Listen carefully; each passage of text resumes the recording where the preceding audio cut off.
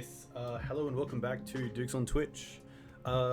Merry Christmas, Happy Hanukkah, Happy Holidays, Happy New Year to everyone here. Hope you've all had a nice 2019 and are ready for 2020. I definitely am looking really forward to it. We've got a lot of things going on with the greensunzenith.com. Of course, the stream, Paper Magic in my local town. So really looking forward to Legacy in 2020. And this list is definitely something that I'm really interested to play. So a Japanese player 5-0'd a few weeks ago with a Thalia-less Maverick deck, which looked really fun to play. I'm just quickly going to turn on this so we can go back to collection. That plays Finale of Devastation. So Finale of Devastation was printed pretty recently in Standard. It's a little bit like Green Sun Zenith, but it doesn't have the effect that you really want, which is it's very versatile from turn 1, and it also gets shuffled back into your library. So they're the two big things you miss with Finale, but Finale can get cards like Plague Engineer and Sanctum Prelate, or Thalia or Mum, or of course any of your green creatures, which is really nice. So Finale also has this little bit that says, if X is 10 or more, creatures you control get +X and gain haste until end of turn, which in a deck like this, it's not as relevant because we aren't playing Cradle, which we definitely could be. Just looking at this list. One thing I'm not the biggest fan of is Bojuka Bog in the main deck. I think it's a little bit slow for graveyard hate, so I have actually added in our Elvish Reclaimer, just to see if we can actually kind of live the dream of turn 1 Reclaimer, turn 2 hold up Bojuka Bog against any sort of fast graveyard decks. But we can of course get it with another Reliquary, which we can get out turn 2 thanks to Noble Hierarch, Birds of Paradise, and to some effects Dryad Arbor with Green Sun Zenith. Main deck Vraska is pretty cool. A card that I haven't had too much time with, mainly as a sideboard card and mainly as a one-of, so you don't really see it too often when you do try it out. But really happy to see it in the main deck, just to see how it goes. It can deal with Oko, and then it also sticks around, which is kind of nice. A lot of the ways that Maverick deals with Oko is card disadvantage, which is pretty rough, so being able to land Vraska and then maybe even tick it up after that would be pretty nice.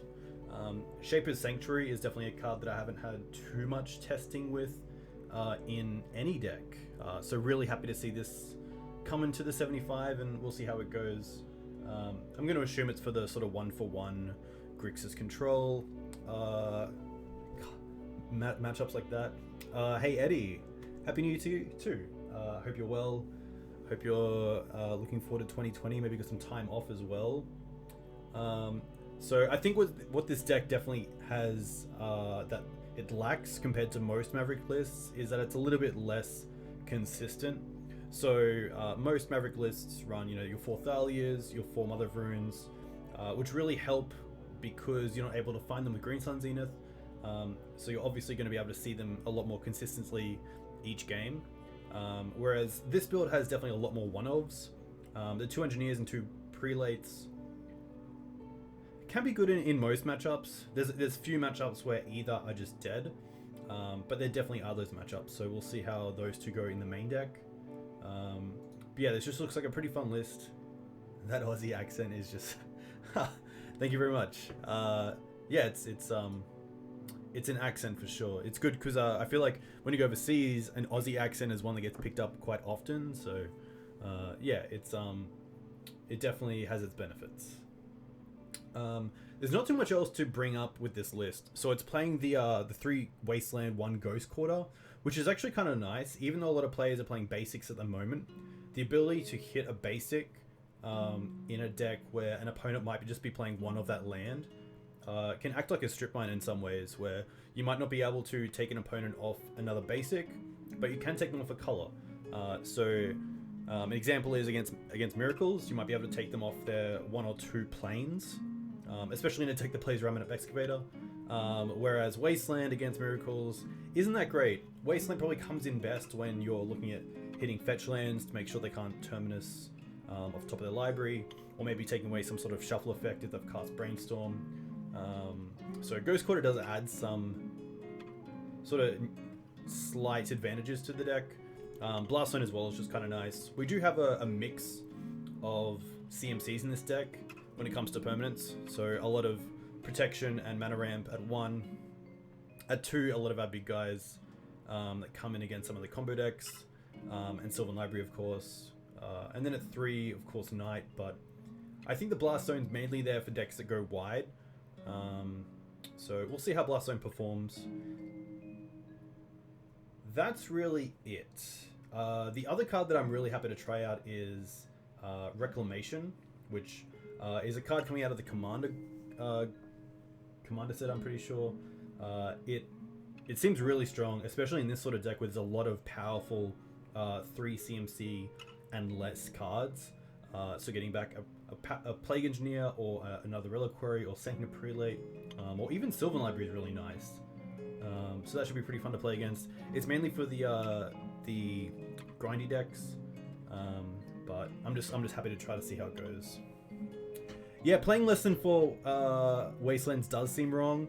I think the thought process of the player who played this was that they didn't want to drop a colored source for the Ghost Quarter, like a fetch land. They'd rather cut the 4th Wasteland, which is definitely pretty interesting. I think that Wasteland's are a fine card, especially in this deck. And right now it can just win games. There's a lot of games where I'll play against a Delver player and I'll Wasteland them turn 1 or 2 and they just don't draw an extra land. And like Wasteland can just win games, so it is pretty interesting. I kind of feel it's a little bit like Aether Vial. Vial in a lot of decks that it's played in is really a 4 of or 0. Some players do play with 3 in different decks, which is fine. It obviously works for them, but it's just one of those cards that, you know, it's kind of 4 or nothing.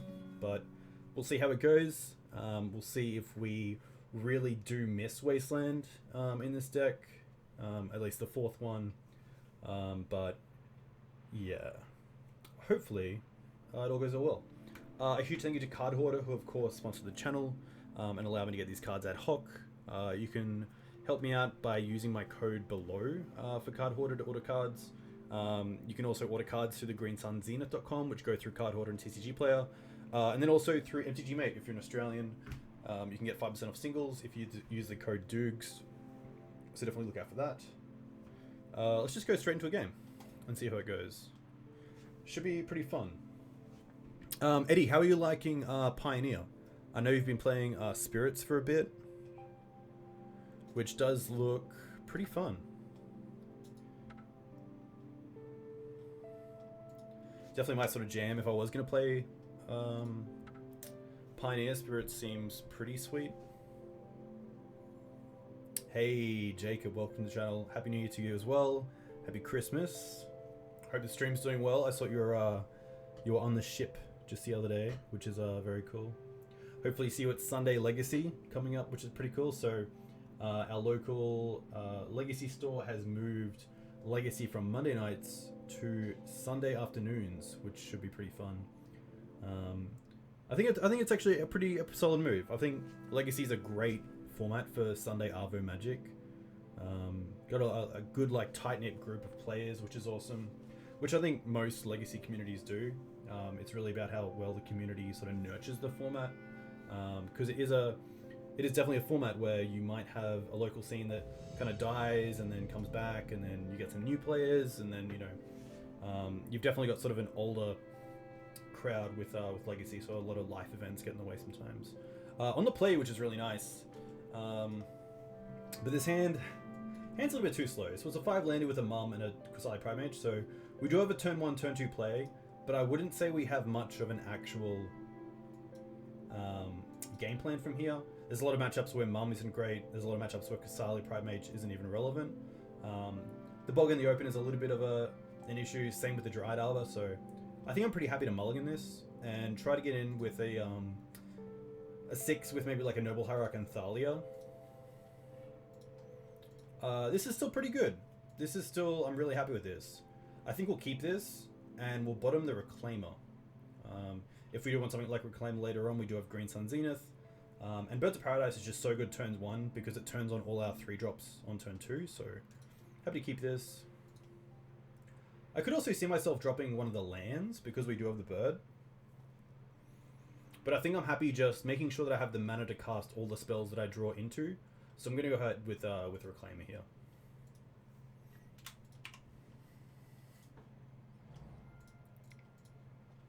I'd love to play this game without showing that I have black, but I think because we have the Bayou and Abrupt Decay in hand, that most likely isn't happening.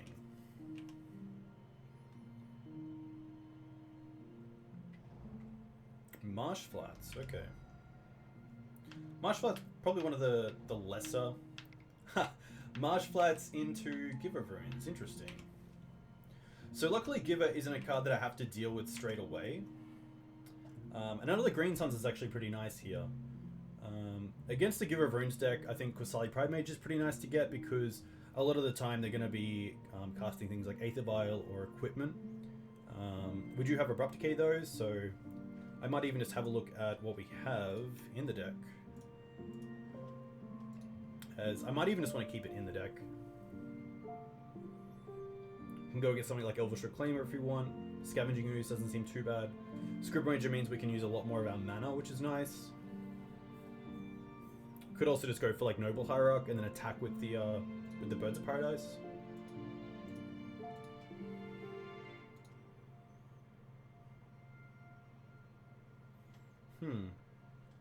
I think I'm pretty happy just to go Bayou. Hey, Issue. Thanks for the follow. Let me know where you're from. If you play Legacy, what you play in Legacy. And I think I'm actually just going to go for the Elvish Reclaimer here.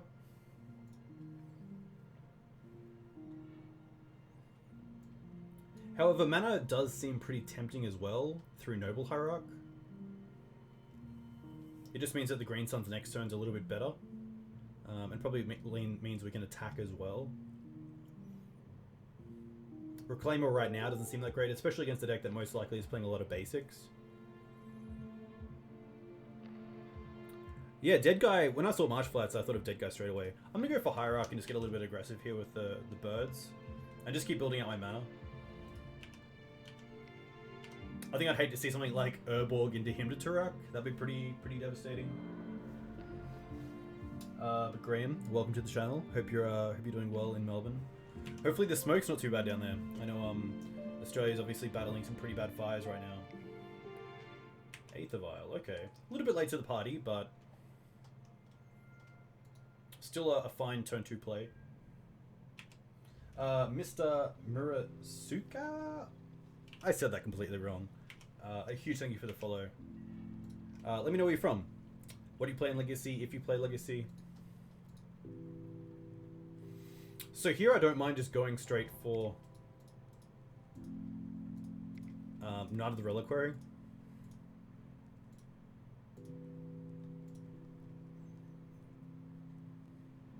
And then attacking with birds.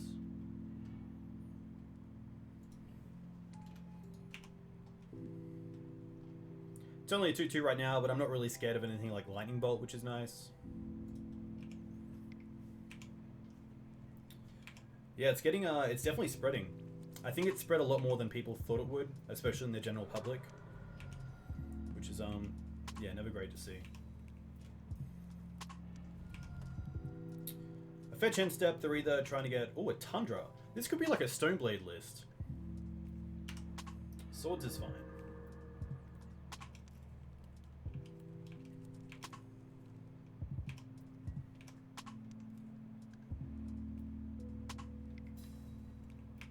Ponder, okay. Interesting. I can't really put my finger on what this is. It could be anything from Cephalid Breakfast to blue-white, like Esper Midrange. Meddling Mage, okay. This is an interesting one. I'm going to assume either Green Suns or Birds of Paradise. Sorry, Green Suns or Swords of Plowshares, but they've gone for Stoneforge Mystic, which is interesting because we are not playing it. Windswept Heath. Another land isn't that great. The issue here is that Decaying the Vial seems fine, but at the same time, I'd probably much rather keep this for something like Umazawa's Jide.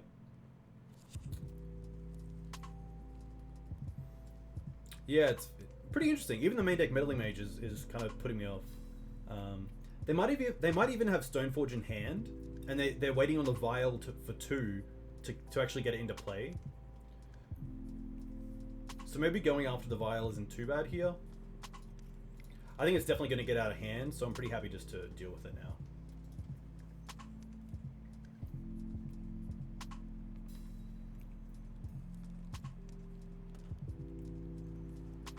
If I knew more about the deck, then it would be great to maybe keep the Decay for something a little bit more threatening, but I definitely have cast a few Aether Vials in my time, and I know how good the card is.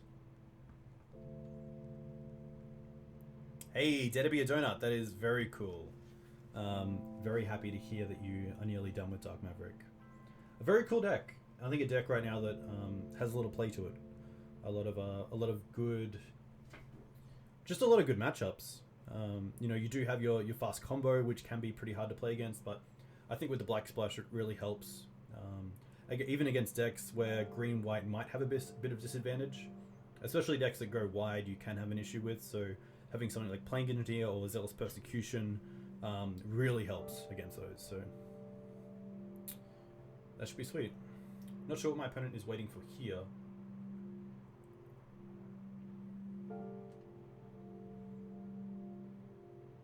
Hey, that's sweet. What Abzan list are you running in Pioneer? I'm actually not too sure of what decks are in Pioneer at the moment.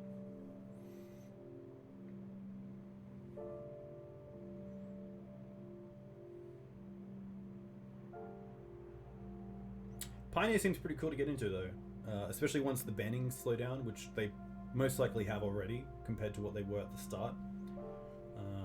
I think I would probably get into like a blue-red Phoenix list. It's a list I saw run by a small YouTuber called... Hey, very cool. CoDiamonds22. Okay. Shout out to CoDiamonds22. Any Brisbaneites coming to CanCon?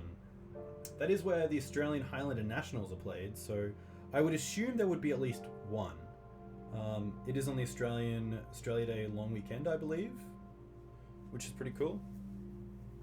Because it does give everyone a bit of time to maybe take off the Monday or Friday and get down to Canberra. See if something's happening in chat. Nope. That's okay. I think our opponent's just having a few issues here with their connection. So I'm trying to think of other cards that might be in this list. Like Brazen Borrower kind of seems like a cool creature to have in a blue-white shell. I definitely think they play their own Stoneforges and they were relying on the Aether Vial to actually play them through the Meddling Mage. You have about 10 people from Melbourne, that's very cool. Do you know if there's any word yet on Melbourne Eternal Weekend? And if that's just going to be the same Queen's birthday long weekend in Melbourne? Facepalm, that's a good one. Reflector Mage is definitely a card I could see being played in this list. I've played it in Legacy Humans, popularized by Eddie Ramora, who I think might still be in the chat. Also seen above as Yoso Yes. Song requests. That's an interesting one. Mainly because my videos do go on my YouTube channel, YouTube/C/Dugs on Twitch for the shout out. So some of the songs that I get are tagged, which is pretty annoying. What are my thoughts on the new Orzhov Grafdigger's Dog Cage? I don't think it will see competitive play, but I think if you know your local meta and you think it's going to be fine, it's going to be good. The one upside it does have for Maverick is that it doesn't hit your own Green Sun Zeniths, which is kind of cool. So Maverick might not be able to play Grafdigger's Cage, but you can play something like the Legendary Dog, which is kind of cool. I apologize. I'll make sure to have just a stream where I don't put it on YouTube, and we can have some sound for sure.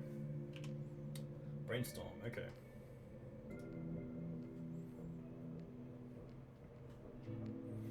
I could have definitely attacked there as well with the Birds of Paradise.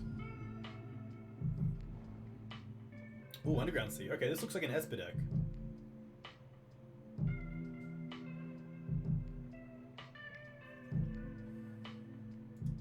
Just don't be True Name. True Name would be pretty tough to deal with. Soul Herder. Interesting. Okay. So for those of you at home, Soul Herder, whenever a creature is exiled from the battlefield, put a +1/+1 counter on it, and at the beginning of your end step, you may exile another target creature you control, then return it to that card to the battlefield under its owner's control. Very cool. Yeah, this looks sweet. So I know there was a deck that was popularized by Mark Connick, also known as Bahar, on MTGO, which looks pretty sweet. Gonna see an exile here. I think I'm just gonna fetch for Dryad Arbor, just to get it out of the deck.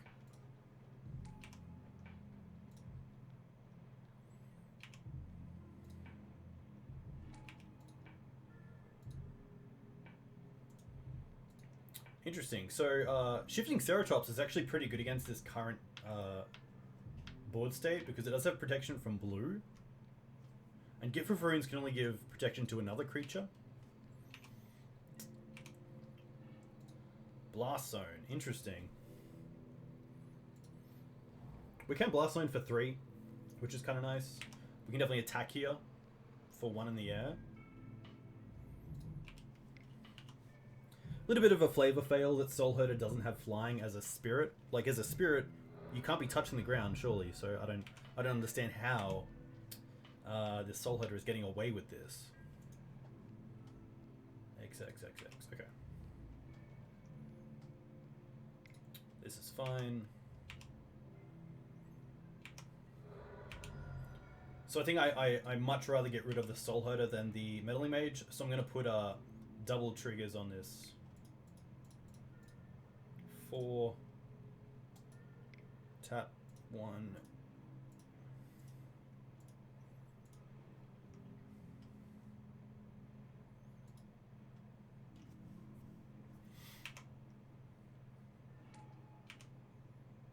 Just because this Soul Herder is going to get out of hand pretty fast. If I don't draw into something that I want to tap out for, I can also just hold up Blast Zone for a little while. Ephemerate would be pretty sweet. Oh, actually it wouldn't, because then it gets around the Blast Zone. So this takes 3 to activate. Okay. So we can actually cast Knight. Ah, wait, the Blast Zone. Ah, no. Ah. Okay. That's fine. A little bit of a misplay. So Blast Zone now will take care of the Soul Herder and the Knight. But that's fine. This Knight's going to grow faster than the Soul Herder, I believe, so we should be fine. Just a little bit of a punt there. Punt number 1.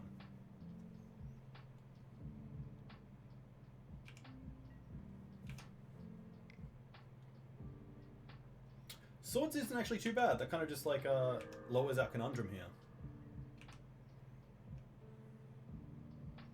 I could have activated the Blast Zone there to actually gain an extra life, but I'd probably rather keep this Blast Zone on the field and see if my opponent plays anything further.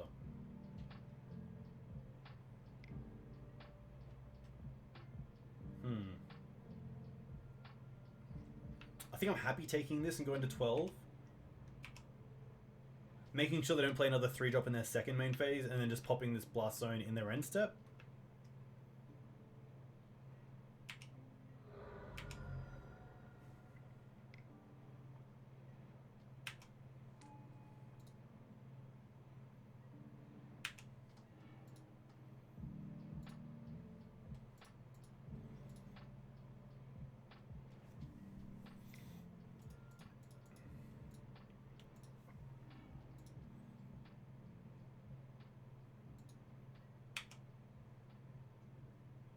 Tarmogoyf, interesting. What's interesting as well is that we've gone through 2 Knight of the Reliquaries, but it would really shore up the board as well. Double Giver is going to be a little bit hard to beat.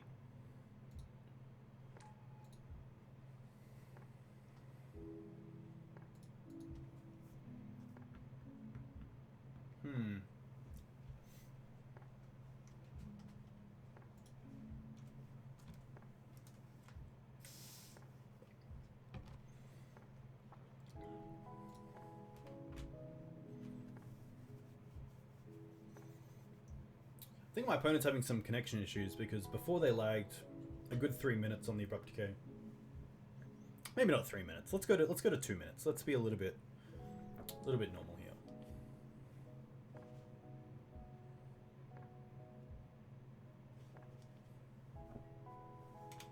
All right. All the mana in the world. What do we get? Horizon Canopy. Not the worst. Let's draw off this. Thalia. Okay. We can play her. Oh, wow, the Meddling Mage. Nice call. Okay, that's pretty funny. That's pretty funny.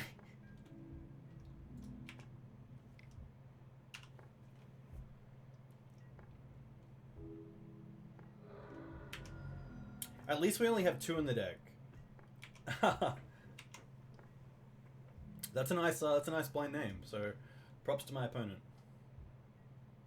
Recruiter, okay. This might start getting out of hand.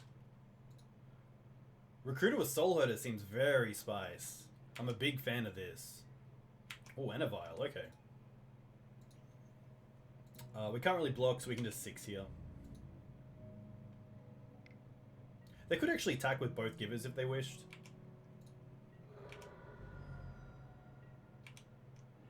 Swords. Not the greatest with double giver. Just attack for birds again.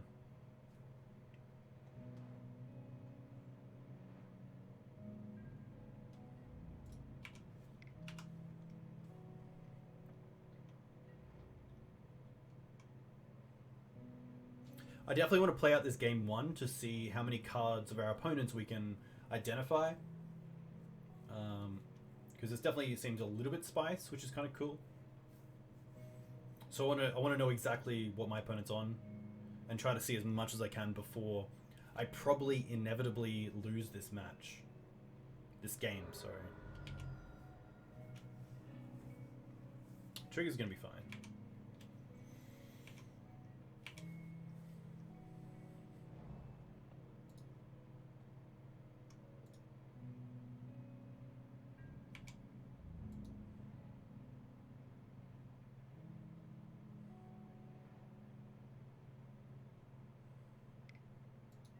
Attacking with the Recruiter as well is interesting. I guess they can get protection.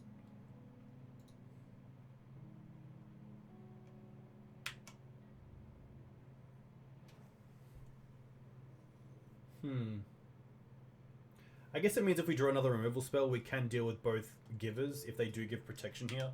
And because we have enough mana, I don't really mind just losing the Dryad Arbor here. It's really just a force check. It also grows another Reliquary, so it can't be too unhappy. There's always a small advantage with every disadvantage. Scrubland. Rough.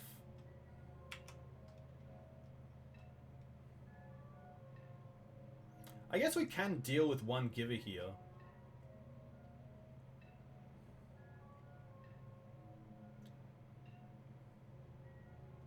Which isn't the worst. It's definitely the start to probably trying to come back in this game.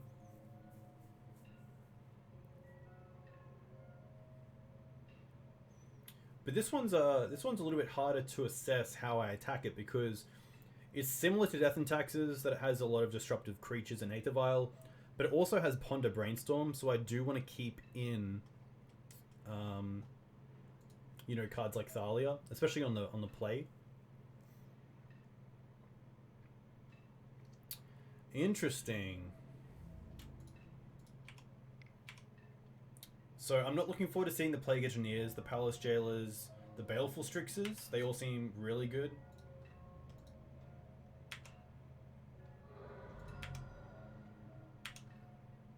So pretty happy just to Swords this giver.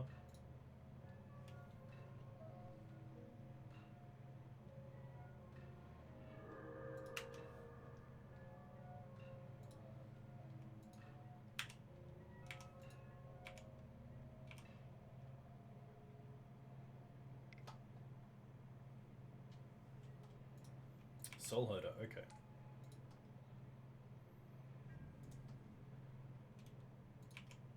I do like as well that Soul Herder has, whenever a creature is exiled from the battlefield, so even Swords to Plowshares pumps up Soul Herder, which is kind of cool.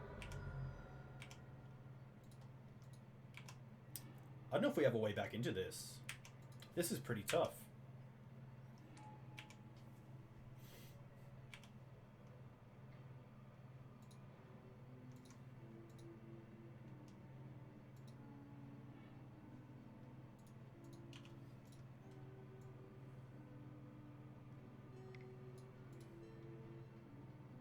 Oh, activating Vial with the trigger on the stack. Meddling Mage, okay.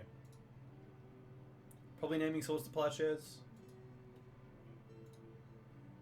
Abrupt Decay, okay. Prelate, not enough. Sadly not enough. That's pretty much just game. But we might as well... Do I want to give away that we have Prelate? Maybe I don't. Maybe I actually just want to concede here. Prelate seems okay on one, stopping Brainstorm, Swords to Plowshares, Ponder, and Aether Vial. So what do we like? I don't mind the trophies. Shaper's Sanctuary is interesting. Reclamation's interesting. Thoughtseize on the play actually doesn't seem too bad, especially against a deck that gets so much value out of Recruiter of the Guard and Aether Vial. Collector Ouphe.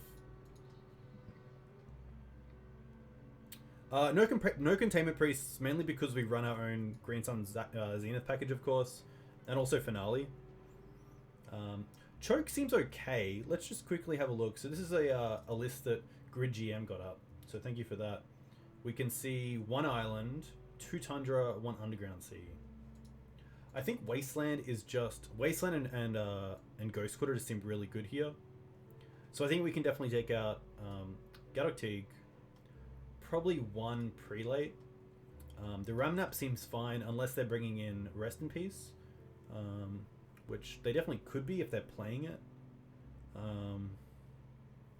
Can probably take out Bojuka Bog. Don't really want that in the deck. Scavenging Ooze is probably a little bit lackluster in this deck, or at least in this matchup. Shifting Ceratops seems sweet against a deck with so many blue creatures.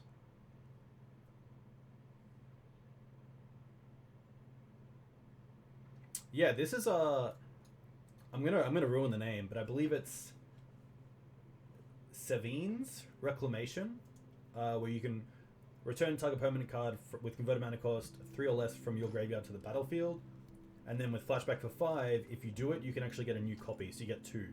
So it's pretty much a 3-for-1, which is really nice. I don't think we want Sylvan Safekeeper. Not really with a matchup where we want it. I might even drop down on probably the Collector Ouphe. I don't think it's really needed. It's really just hitting the Vials, and I think we have enough hate for the Vials anyway. Elvish Reclaimer is interesting, but I think we can also drop that down.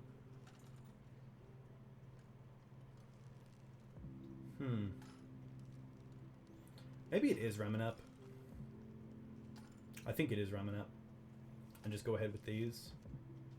The Shaper's Sanctuary is kind of on the meh. It really only stops Swords to Plowshares. So maybe I actually just rather another aggressive creature like Elvish Reclaimer. Elvish Reclaimer does have its merits, especially as just a tutor. We'll have to play first. And this hand's pretty fantastic. If we go and get a Savannah first, we can cast this Prelate turn 2 for 1, which is really good. So I'm going to keep this. Prelate for 1's really good in this hand as well, because all our removal is 2 mana.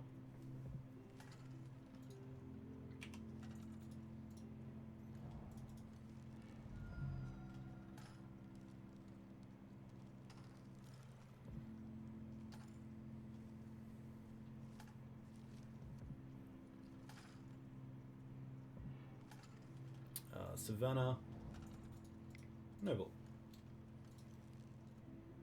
Sounds actually pretty perfect because we also have the Bayou for black mana.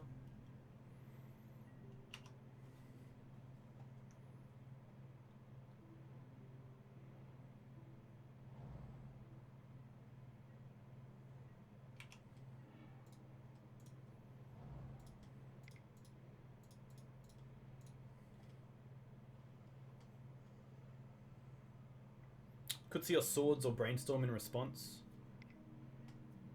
Okay.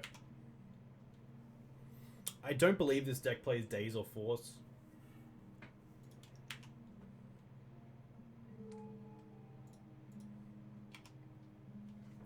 Nice, so pretty nice start. Turn 1 Mana Accelerant, turn 2 Disruptive Creature, and then Green Suns and removal a hand, which is really nice. Also, 2 different ways to play around Meddling Mage, which is really cool.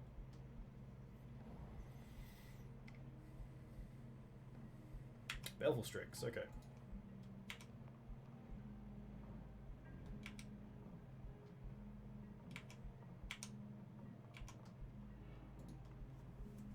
So Swords, of course, we can't cast because of the Prelate, but we can go and get Knight, and then maybe even have a plan of going for like Blast Zone later on.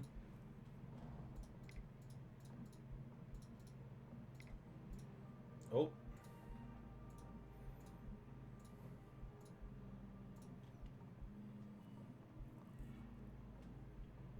Scryb Ranger is interesting as well, because it can get through the Baleful Strix, but I kind of like Knight, just because it also pressures their mana base right now.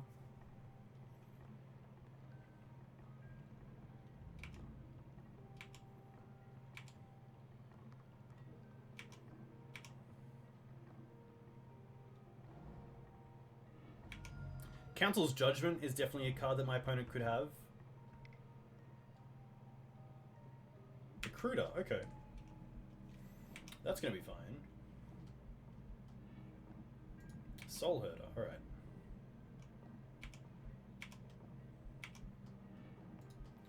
Verdant.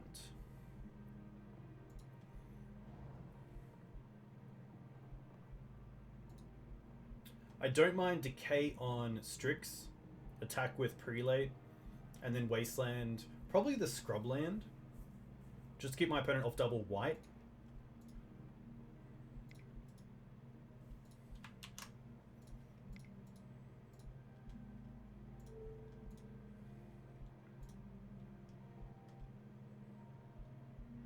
Decay not the greatest because I've already drawn a card off the Baleful Strix, but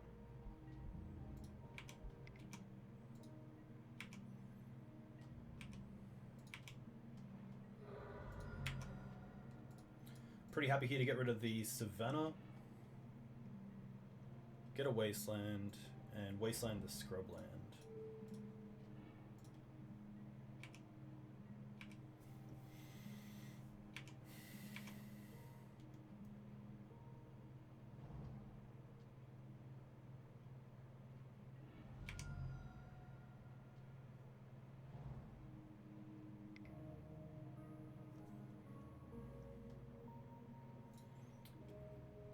I think in response, I'm just going to get rid of the Recruit of the Guard because they can Soul Herder at an end step, so I'm just going to quickly get through this little bit.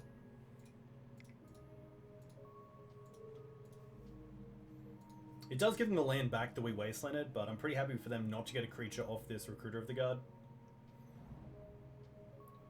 Looking at the mana base now, we can also get something like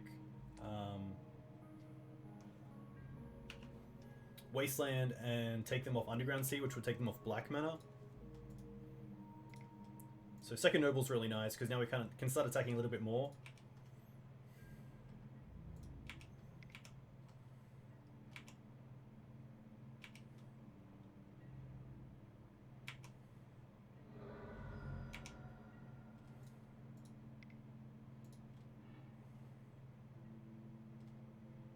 Wasteland. Double white's also pretty enticing to take them off, but maybe that's the play. If they were going for the snow-covered plains, maybe they have something like Council's Judgment or Palace Jailer in hand. I mean, Palace Jailer with Soul Herder is pretty nuts.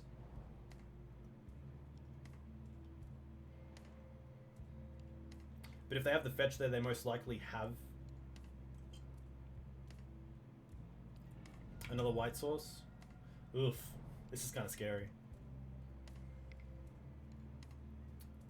Worship. Interesting. That's going to be fine. I wonder what they have that they think we can't remove. Thoughtseize. We can't cast either of these because of the Prelate.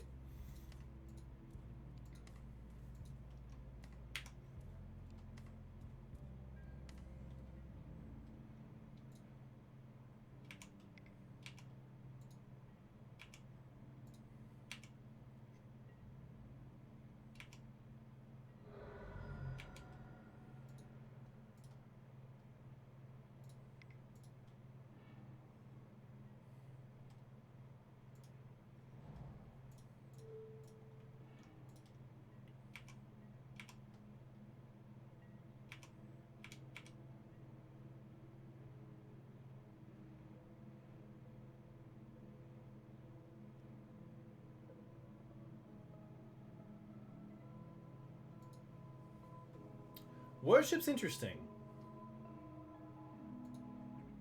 Wasn't really expecting Worship, to be honest.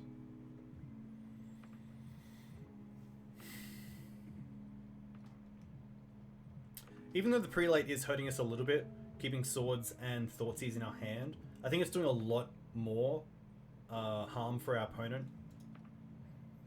So I definitely really like the turn 2 Prelate for 1.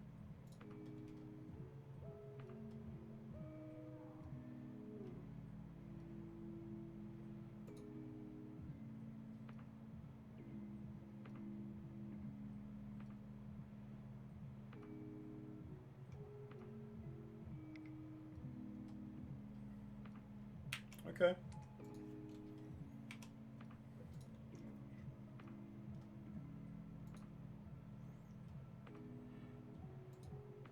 Giver of Runes, interesting.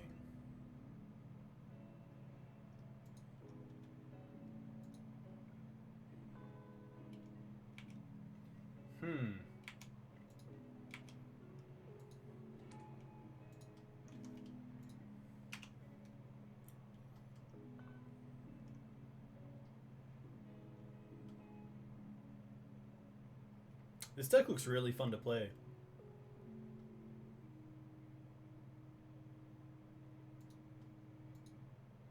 Wow, okay. Sideboarding. Did we see anything that we want to do?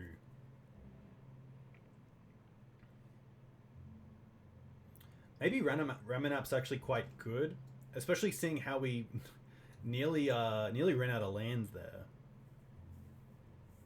Probably drop down on the Thoughtseizers. And Sanctum for 1 actually seemed like it did a lot, so I'm pretty keen to keep that.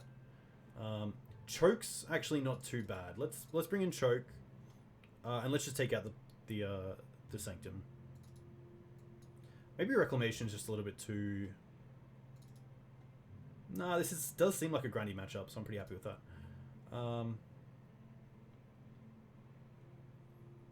Yeah, let's see how this goes.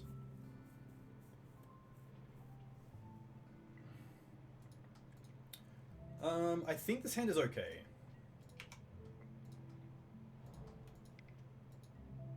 Alright. Thalia is kind of nice, but the Karakas, of course, is a little bit of a side issue. Let's go for Plains into Mum.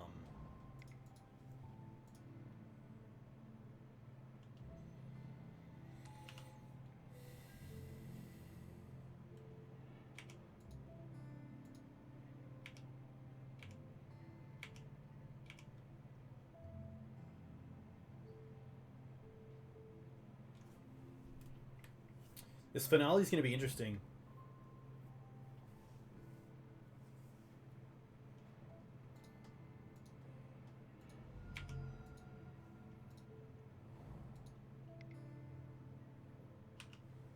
What? Haha! Draw a card if it ended from your library, was cast instead, draw 2 cards instead. Interesting. If it entered from your library or was cast from your library, draw 2 cards instead. Interesting. Okay.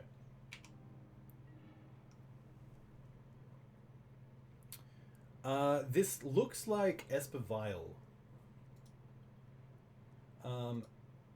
So here I don't mind playing the Thalia, just because it taxes them the Karakas. Or maybe I have to deal with this. It is a legendary creature as well, so they can actually keep it with Karakas. So maybe here I just want to go swords on the on this. I guess, yeah, that's cool. It still gets shuffled. I just don't want them drawing cards from it.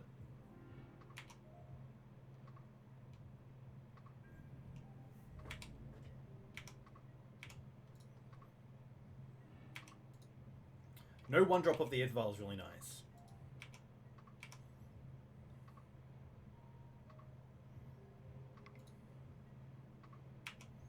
Brainstorm's fine. Most likely means a fetch land's in hand.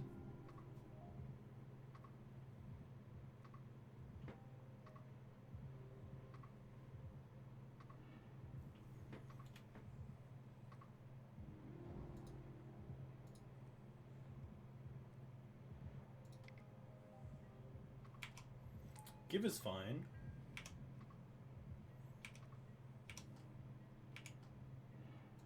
Oh, Green Suns. We do have Ouphe in the sideboard. I think I'm happy just going for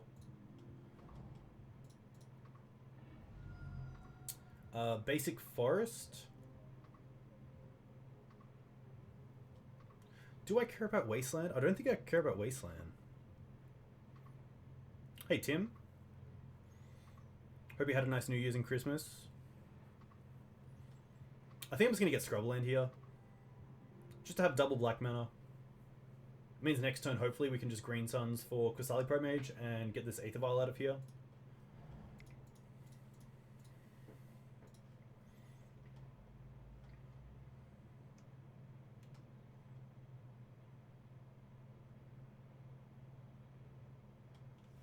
On Malaysia, of course. For your brother's wedding, where you get to be the best man. Hope your speech is going well. Yeah, it's been pretty good. Pretty warm here. A little bit smoky, but of course can't complain compared to the rest of Australia and what people are going through. Force of Will. Okay, haven't seen Force yet.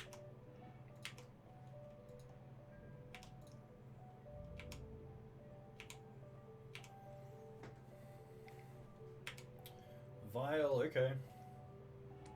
Charming Prince, okay. Most likely Scry 2.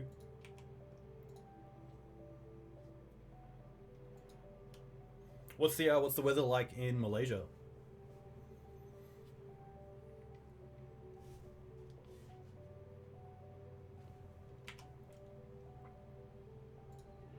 One card left in my opponent's hand.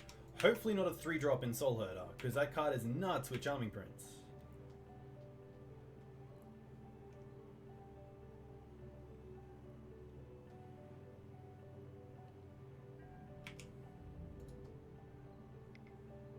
This is fine. Just gonna take this.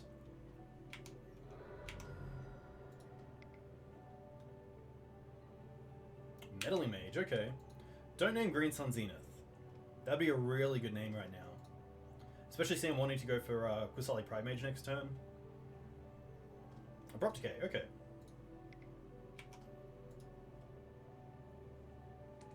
They have Soul Herder, rough.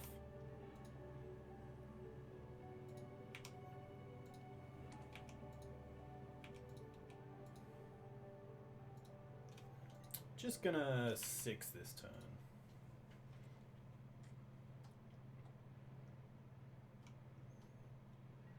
Humid and Bloody Hot? Yeah, that's fair enough. Ooh, Shifting Ceratops is pretty sweet, but the Giver's kind of keeping us away from that. So let's just go for Green Sun for Qasali Pridemage.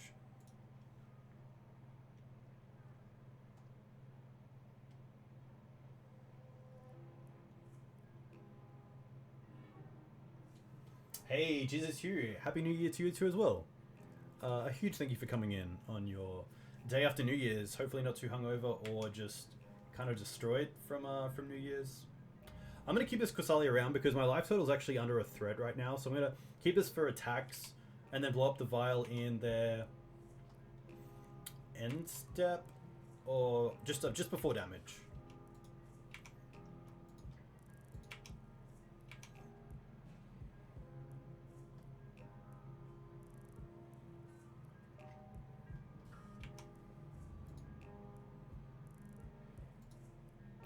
Wow, nothing. I think here I just want to hit the vial.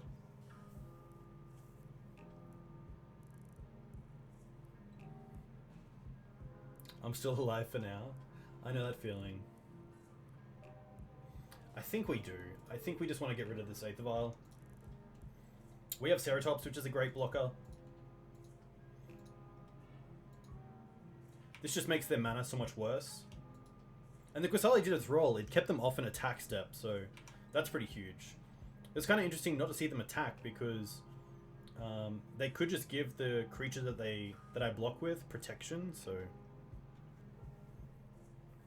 As someone with work tomorrow, I'm not sure about my aliveness. Yeah, thankfully I go back to work on Monday, so have a nice bit of time off. Wasteland. Wasteland's pretty nice.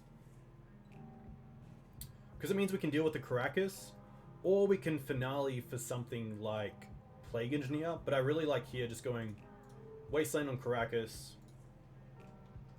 and then playing Thalia. Shifting Ceratops definitely has its merits as well, but...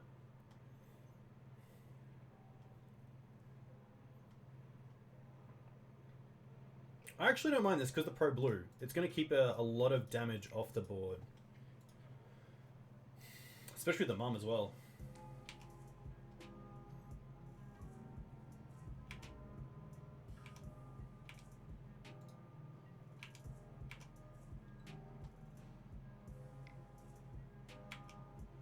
Vial's fine. Interesting that they kept it on top with Charming Prince. I think you really want to get into lands and creatures here.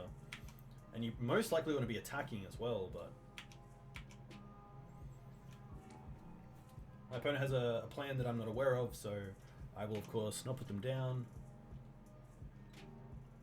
This deck seems like it has a lot of intricacies to it, so there's probably a lot that I'm actually not seeing behind the scenes as well. Trophy. Oof. So, I can't deal with the Giver of Runes right now. What can we get for 2?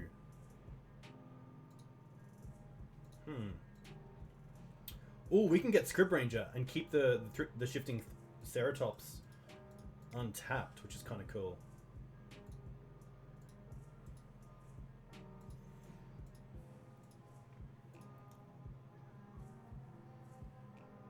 It's also got Pro Blue, which is kind of nice.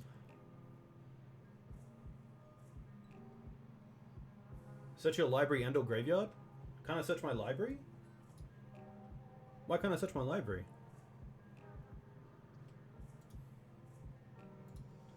Search your library and or graveyard for a creature card with converted mana cost X or less and put it onto the battlefield. Shouldn't I be able to search my library? Click search library. Thank you! Haha! Thank you very much. Scryb Ranger for sure.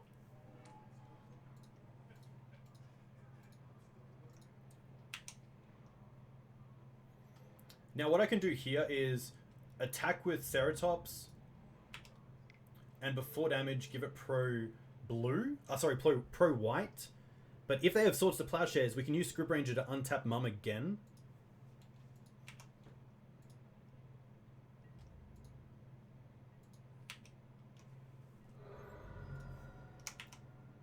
Alright, so because we can only use Scryb Ranger's ability once per turn, I'm going to use it now on the Mum to return the Bayou. And then next turn I can use it on the forest on Shifting Ceratops.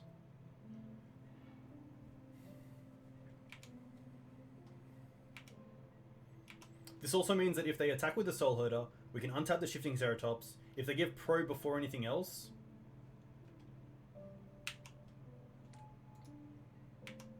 then we can untap it again as well.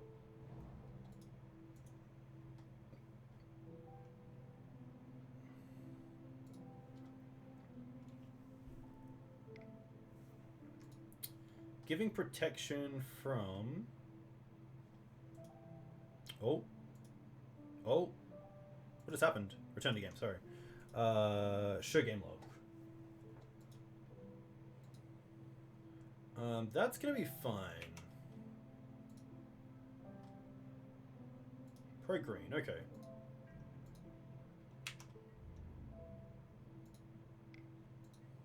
Interesting. So we can use the ability to untap, return this. Move to blocks. I can block here, and I can block here? Unless they have Swords to Plowshares, then I lose my mum. So maybe it's not worth blocking this? Maybe it's worth just dealing with the Charming Prince, because next turn we have Assassin's Trophy anyway for the Soul Herder. So I kind of like just taking the damage here and allowing this to occur.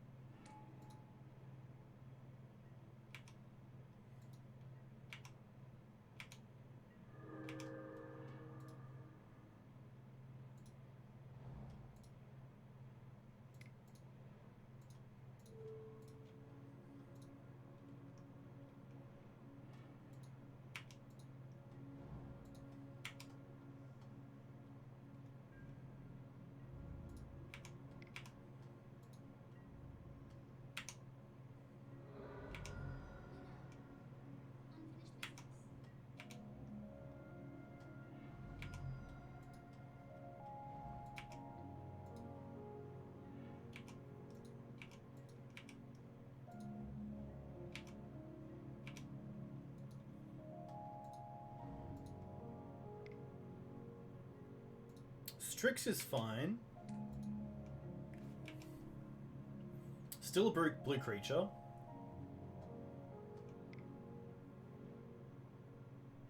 Recruit is gonna be fine.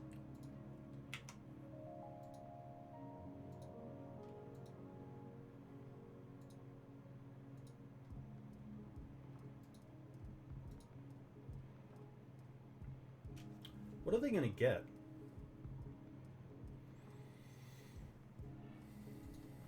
Peacekeeper. Oof. Alright.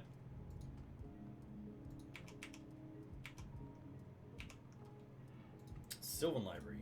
Library's pretty sweet. Let's go for Library. Let's then go for Thalia. The Decay is kind of lost because of the Meddling Mage anyway. Now we can attack. Before damage, or before blockers, give pro white.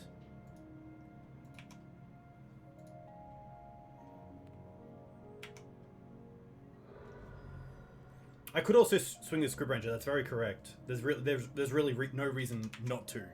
If anything, it could have given us the win this turn, I believe, because we missed out on 2 damage. Oh, a code for redemption on MTGO. Jacob, a huge thank you. Let's use this right now on Mum. And pass back.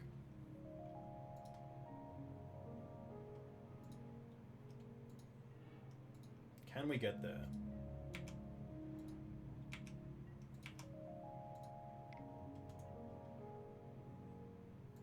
Oh, interesting.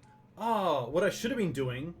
So it's whenever this becomes the target of a spell. Okay, it's not ability. I was thinking I could target it with Scryb Ranger because it's only untapped target creature, so I could target it to actually shuffle it.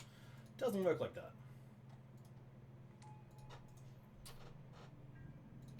All right. Let's see if we can draw something good. Choke. Ramunap. Ramunap can get Wasteland. We can actually waste them out, maybe. So let's put back, put on top, put on top. Ramunap. Get Wasteland. Take them off black. Creatures can attack. That's fine.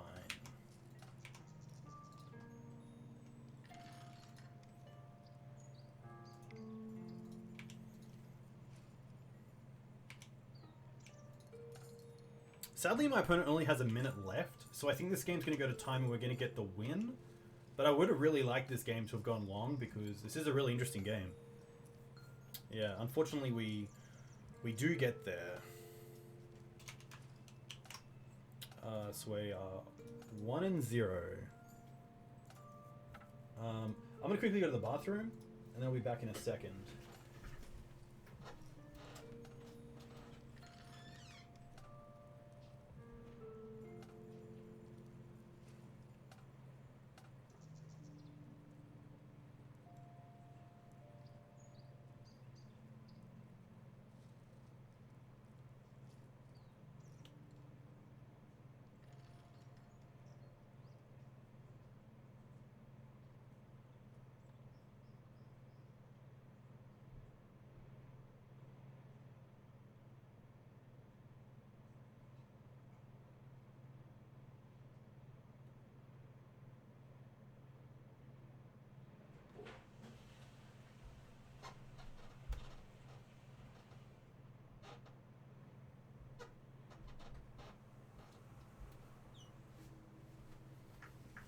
We're back.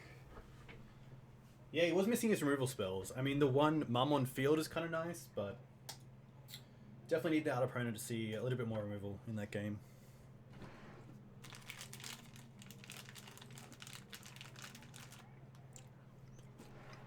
Hope everyone is well. We have 42 viewers, so to every 44 viewer, welcome to Dukes on Twitch. I'm a Legacy streamer. I stream on Wednesday nights at 7:30 PM Australian Eastern Standard Time, which is tonight, and then usually on Sunday mornings at around 11 or 10 AM Australian Eastern Standard Time. I'm a big fan of Fair Magic, big fan of Maverick, keen for Magic when I come back to Brizzy. Yeah, keen for Legacy, keen for Highlander as well. Australian 7-point Highlander has a pretty big following in Brisbane, and there's a tournament coming up in February in Toowoomba, which is cool because Toowoomba has a really good sort of core group of Eternal players.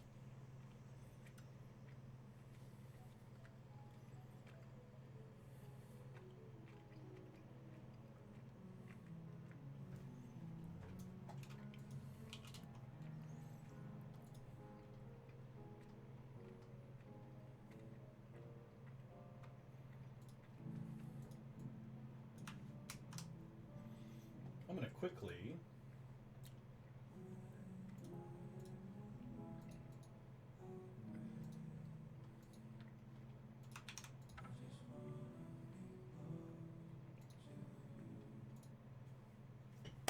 a huge thank you to Jacob. Very cool gift. So I'm not too sure what this is, but I believe it's the there's a set that you get them from. Very cool. Very, very cool. ENR31 is, of course, another Australian streamer. Very good friend. Very good streamer. Very entertaining. Also part of the MTG Mate family. Graham, I think I am still on Blue Moon. However, I really like... I always forget his name. Beckett's junk lists. So quite Fair Magic, like just a really good mid-range kind of shell, which I do have most of the cards for, but Blue Moon just seems so much fun. It's always so consistent as well. That's what I really like about Blue Moon and Australian Highlander. Hey, Hogak. I haven't played any preliminaries yet, but I definitely want to. Being in Australia, they don't usually line up too well, but yeah. Preliminaries are definitely on the radar. This hand's pretty sweet. The annoying thing is that we don't have turn one acceleration because the Dryad Arbor is in hand. But the Sylvan Library and the 2 Green Suns are actually quite nice. So I'm going to keep this. This is probably on the, pretty close to a mulligan, but especially against Death and Taxes, this is going to be pretty rough. Especially if they line up with Port here. Another Green Suns isn't really where we want to be. I'd probably much rather have Fetch Land as my first land drop so they can't port it. Oof, and it is port. Classic.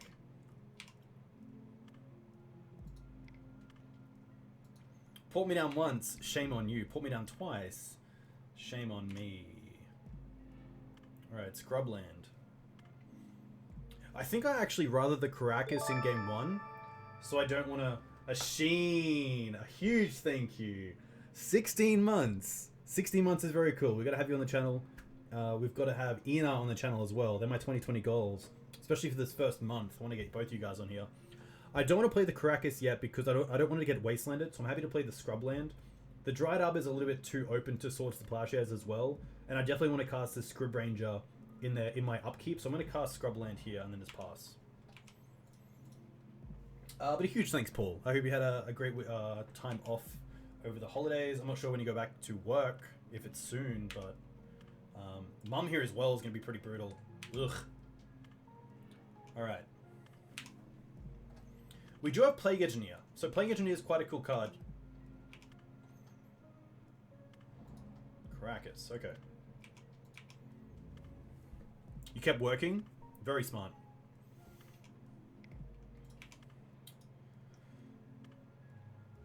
Jeez, Thalia as well. Okay, Thalia's not too bad because we do have Karakas ourselves. So here, if they do anything, we can cast Scryb Ranger. So let's do that. Oh, do we want to? I guess we can't cast...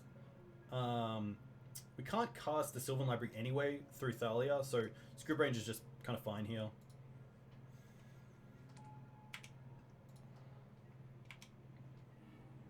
Windswept Heath. Unless they have Ancient Tomb, they can't attack with Jet A next turn anyway. So I might just go for a fetch land. Doesn't really matter. Dryad Arbor is interesting as well. Maybe we just get Dryad Arbor out of the hand. Yeah.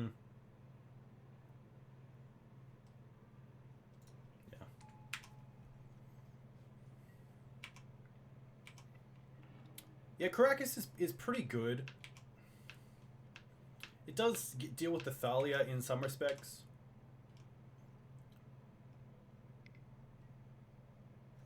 Swords is going to be fine.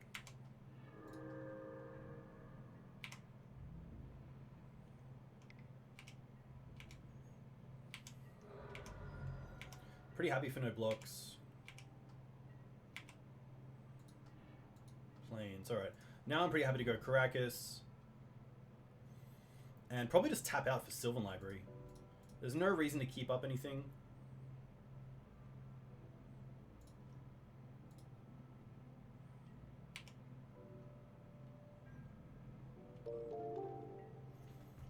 Hey, Ethelred the Unusual, a huge thank you for the follow. Let me know where you're from. If you play Legacy, what do you play in Legacy? No 3-drop's pretty interesting. Not going to 4 either, which is kind of nice.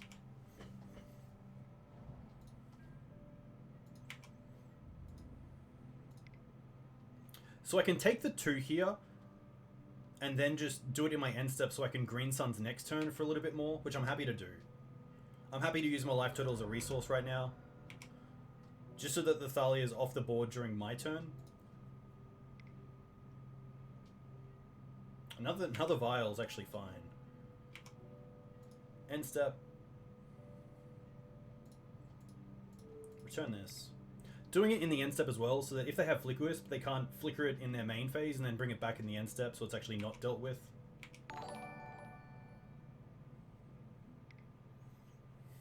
Hey, a huge thank you for the subscription.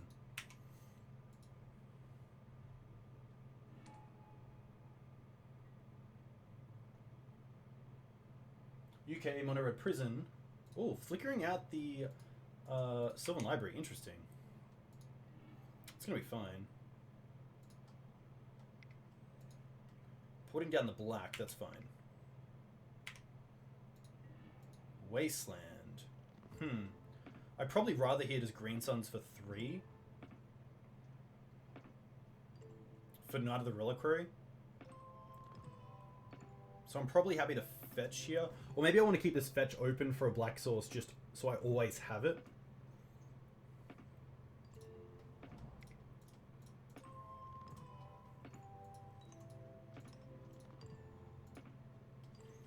Yeah, mono red seems pretty hard with Oko because it hits Chalice, it hits Magus, it hits Trinisphere, it hits Ensnaring Bridge.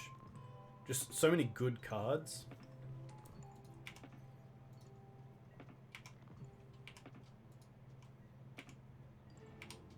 Alright, let's see if we can draw into a Plague Engineer, because that would really change this game. We have 2 in the deck. We actually have 3 because we have the Finale of Devastation. They have 3 cards in hand. We know about Thalia, we know about Plane. So they have 2 cards in hand. They have Unknown and Thalia. Thalia a little bit dead because of their swords. Okay, so it's swords and now just Thalia in hand. So now we have perfect information, which is really nice.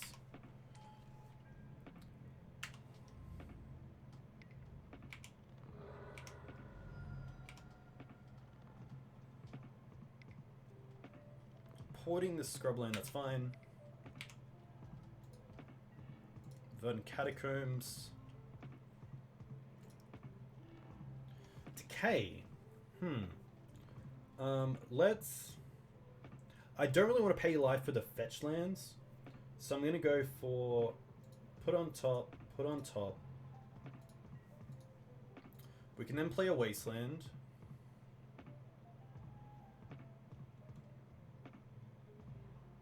We can actually play a fetch land.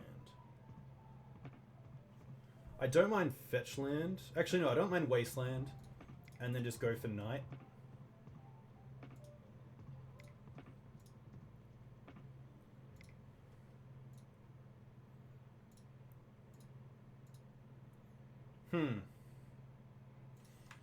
So, a 3/3 Night answers the Thalia really well.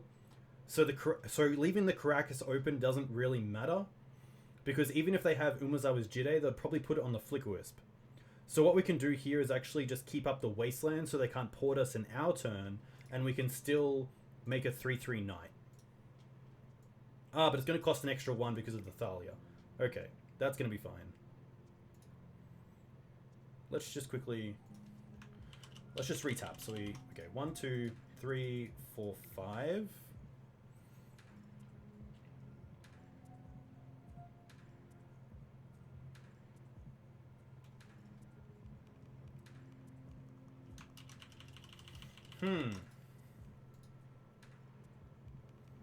I think Jide is what wins them the game. So I want to either take them off a land or have open blockers or Abrupt Decay. I can't have Abrupt Decay open, but I could have Qasali Pridemage open. Or I could have Scryb Ranger. I could also just return the Thalia and then tap out for Night. I don't mind that.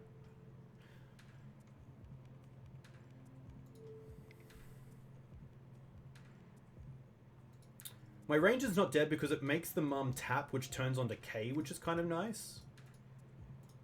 But we'll still go for Night here.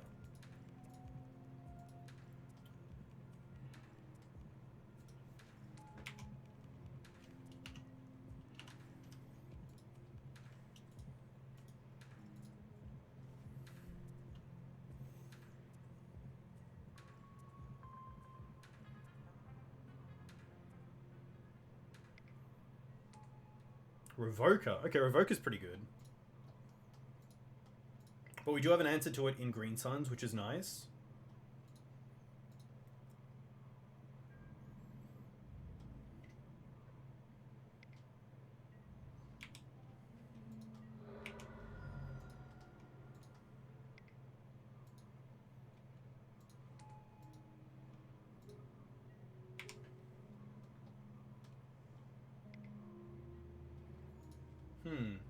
That's fine. Swords is pretty nice. Blast Zone. Blast Zone for 1 is really nice. So let's put that on top, and let's pay 4 for this.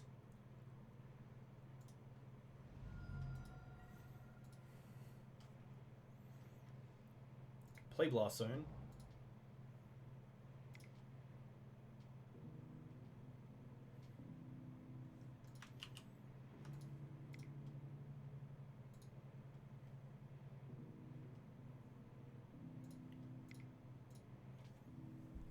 I think we just sack it here. And then we have Swords to Plowshares up. It also takes care of the vials. That's massive. Makes Knight a 3/3, and now we have an answer to Flicker Wisp as well, which we can just deal with now if we wish. But I'd rather hold up the swords for their turn in case they draw into Umezawa's Jide, which they can attack with, so this is fine. These all go. Now we pass back.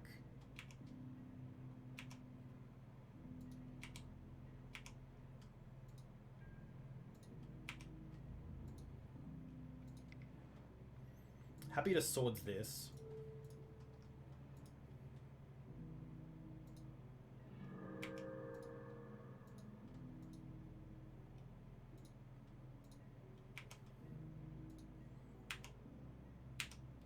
And now we start taking over. So if they tap down this, we can return this to hand. And then just use the decay now.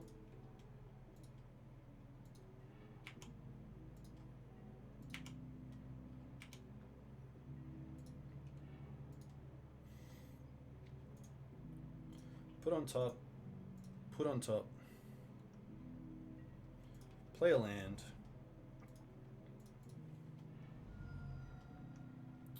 Fetch for a Bayou. Play Reclaimer. I don't mind wastelanding here and just hitting the port. And then attacking for 6.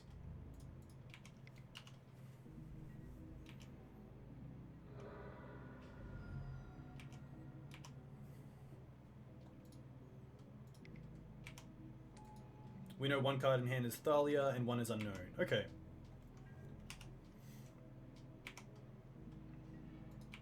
I probably don't even want to give away that I have Playing Engineer right now, so put on top, put on top, return this to hand. 1, 2, 3, 4, 5.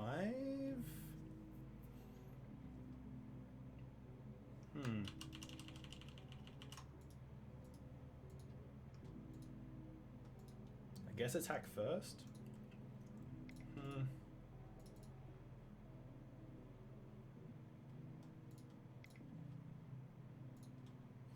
I don't just mind another knight here.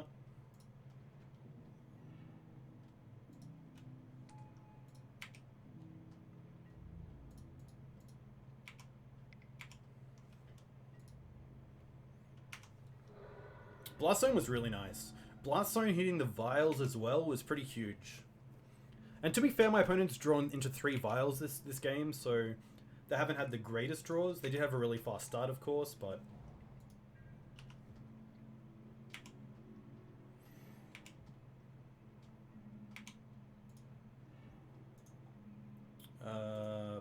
put on top. Put on top. Return this to hand. Attack with all creatures. Hey, thank you very much. Yeah, it was a nice game. But now we have the post board, which is pretty interesting.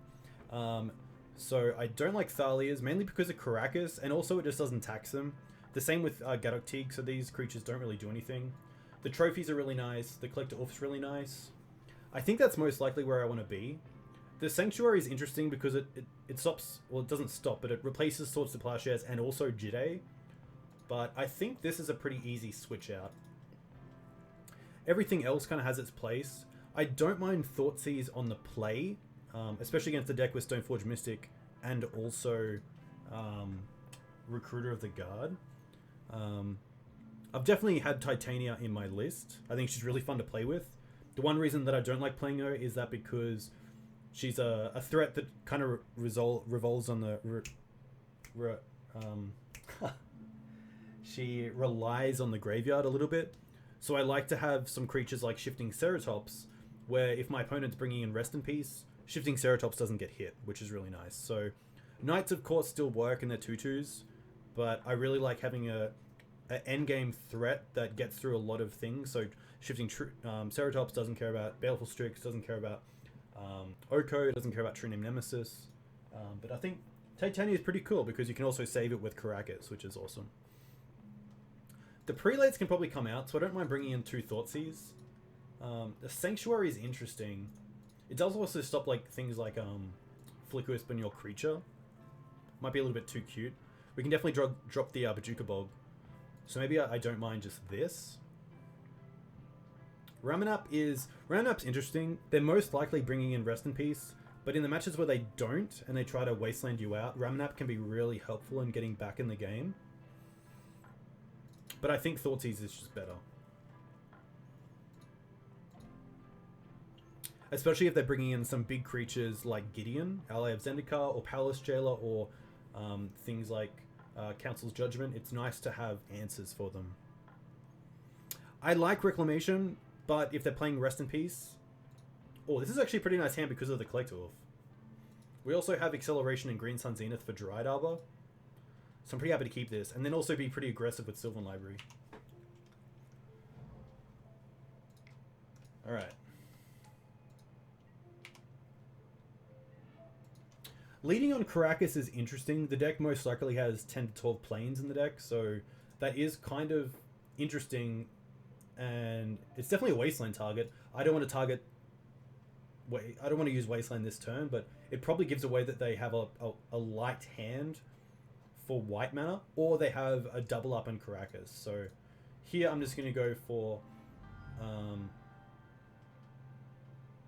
going to go for a Bayou into Dryad Arbor. Just so we have all our mana online.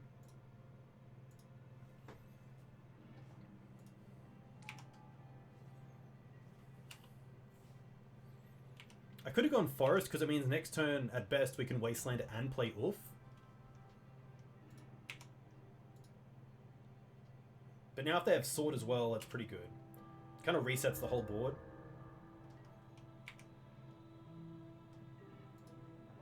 And now we don't have a white source. We don't have a green source. So that's definitely a pretty big fallback.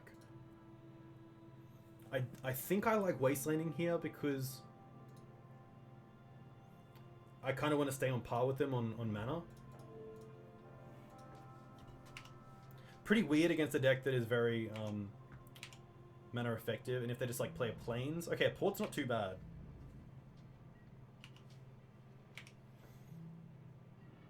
Finale. Okay, play Karakas and pass.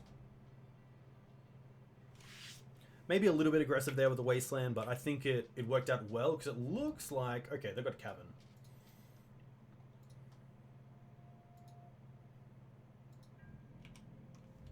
But nothing. I guess they get to use Port this turn, which is pretty good.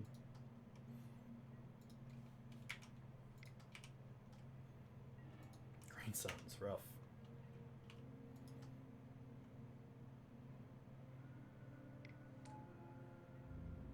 Vial's actually really good for us, because now if we draw a land, we can play Collector Ouphe. Oh, ho, ho. And they don't have white mana to swords it either, which is nice.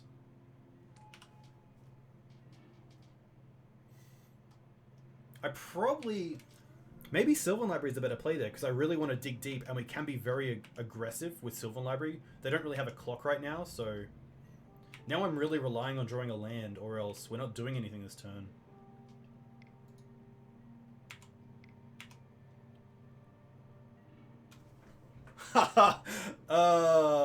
Probably the best draw that I could have got. Like, let's be honest here. That's a pretty great draw. I can attack. I don't really want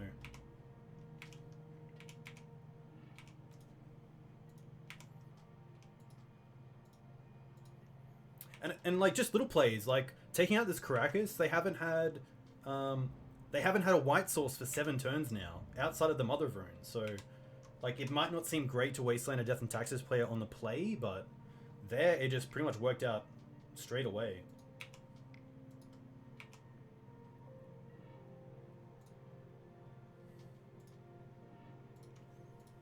So here I like keeping this, and I might shuffle the trophy. I really don't want to give them a basic here, so we'll put this on top. And then I'm going to actually Green Suns for a Noble Hierarch because I want to shuffle my deck. But I still want to also get some mana out. And maybe I actually want to get Birds of Paradise because I want black mana. Just in case we draw into something like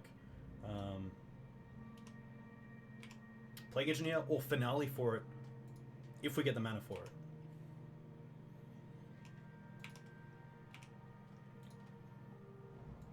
There's a Plains, okay. Mirren Crusader. Pretty good. Not gonna lie. But at least the port's turned off. Mum's a great draw. Shifting Ceratops, Green Suns. Let's put these back. Put on top. Put on top. We have access to 4 mana. We can Green Suns for 3. We can Finale for 2. I think here I'm happy just to go Mum. Noble, hold up, Abrupt Decay.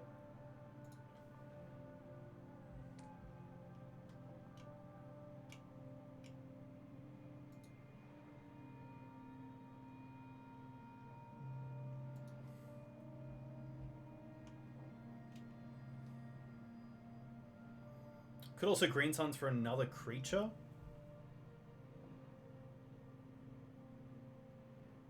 I could get Sylvan Safekeeper if I really wanted to have protection. GD's not too bad because we have the Collector Ouphe. So maybe I do because we haven't shuffled this turn and I want to get those 2 cards on top away. So I might Green Suns for Safekeeper here. Just to make sure this Collector Ouphe is on the field, because I think this Vial for 3 is going to be really relevant.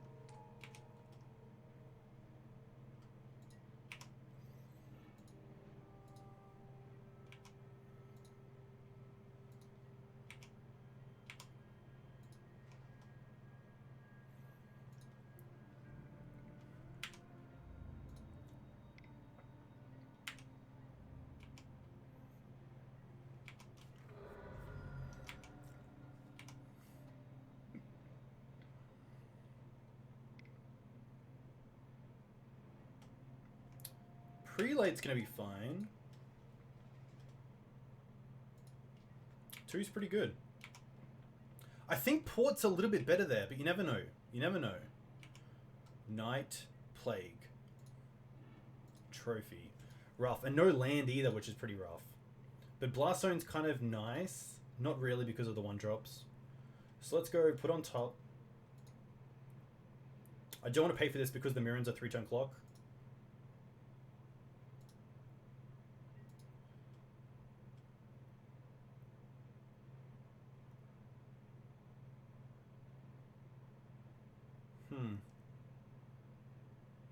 I can't shoot off Engineer now, sadly, because I only have 1, 2... Oh, we can! Apologies. Thank you very much. I was counting my mana wrong.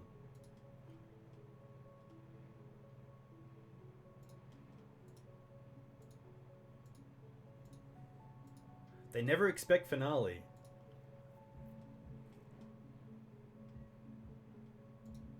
Ooh, it feels good. It feels really nice. Because they didn't give protection to anything either. Nice. Okay. Now we can even attack with the Collector Ouphe.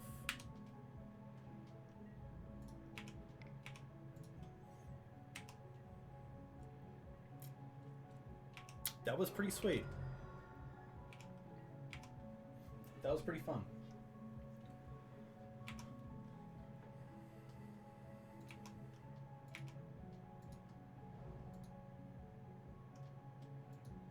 But now we have to win as well.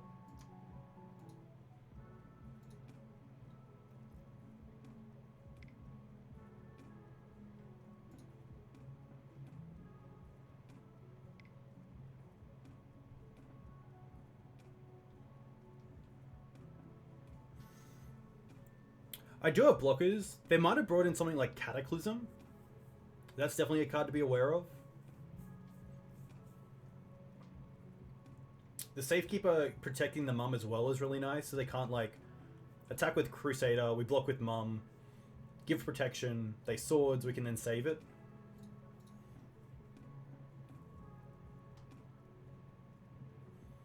I could shoot it for another Engineer, but I don't have another Finale in the deck, so I have to naturally draw it. This is pretty big. Can't do anything. They probably just name Mum. Yeah.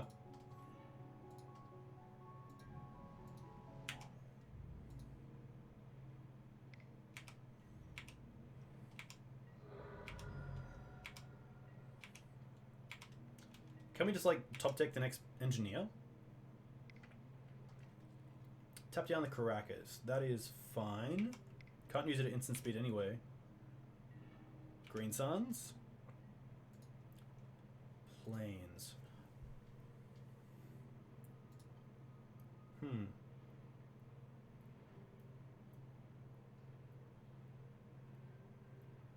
I don't mind the plains.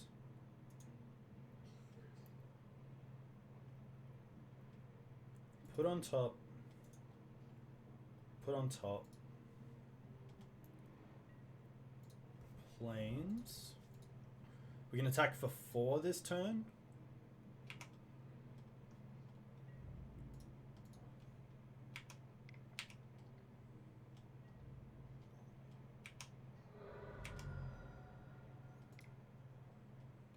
I could also get Ooze and start getting some life. I don't mind getting Ooze here. However, there's only Mum currently. Maybe I'd rather Knight. I think Knight's a little bit better.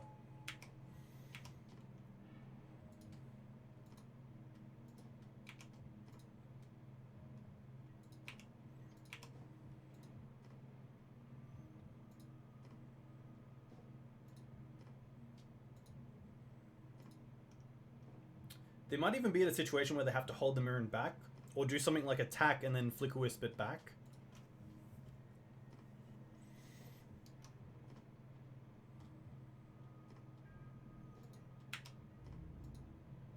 Looks like they're getting in. Alright.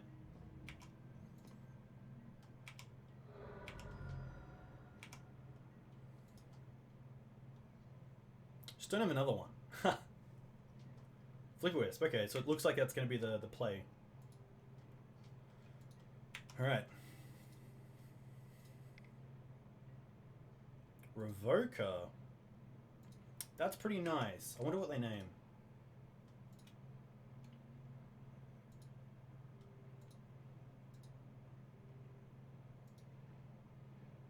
Knight. Okay.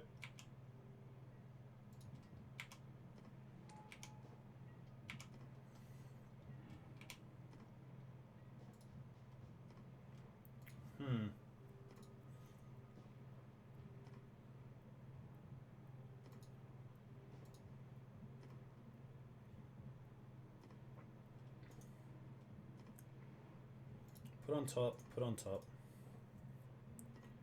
Shooter for Qasali Pridemage is pretty nice. Yeah. I don't mind that. We haven't played a land either, so I actually don't mind. Green Suns for Scryb Ranger first. And then we still have mana up. So now we can tap this for green, untap, return the forest, play the forest.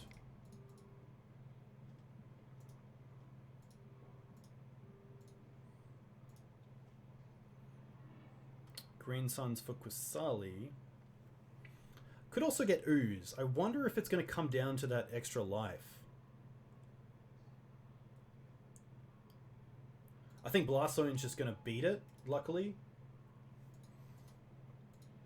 We can now attack for 1 in the air if we wish, but I got to keep it back, I believe. We have the Scryb Ranger, actually, so let's attack.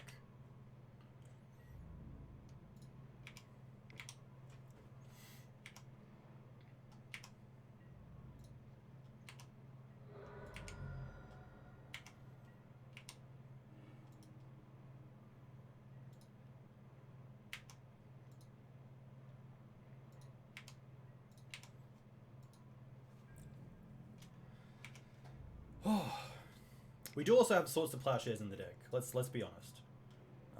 So let's go block here. I could untap something if I wish, but it doesn't really make sense to. That's gonna be fine.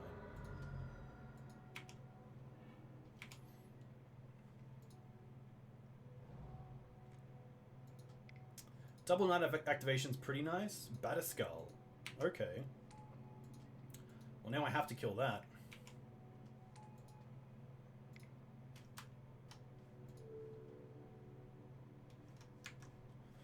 Do I? I think I do. I think I do. I can't let them untap with it. And there's no real other way of dealing with it. Do I have the... I can actually just...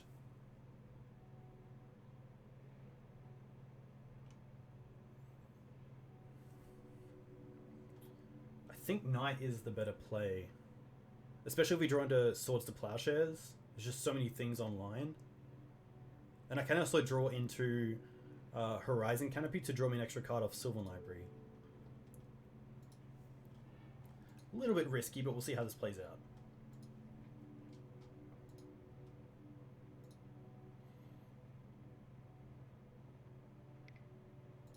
Swords this. This, and we'll sack the forest.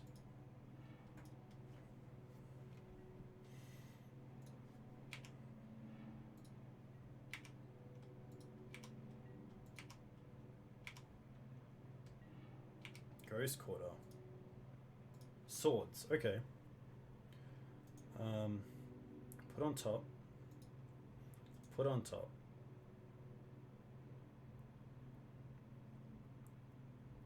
Can we just attack for lethal? So close.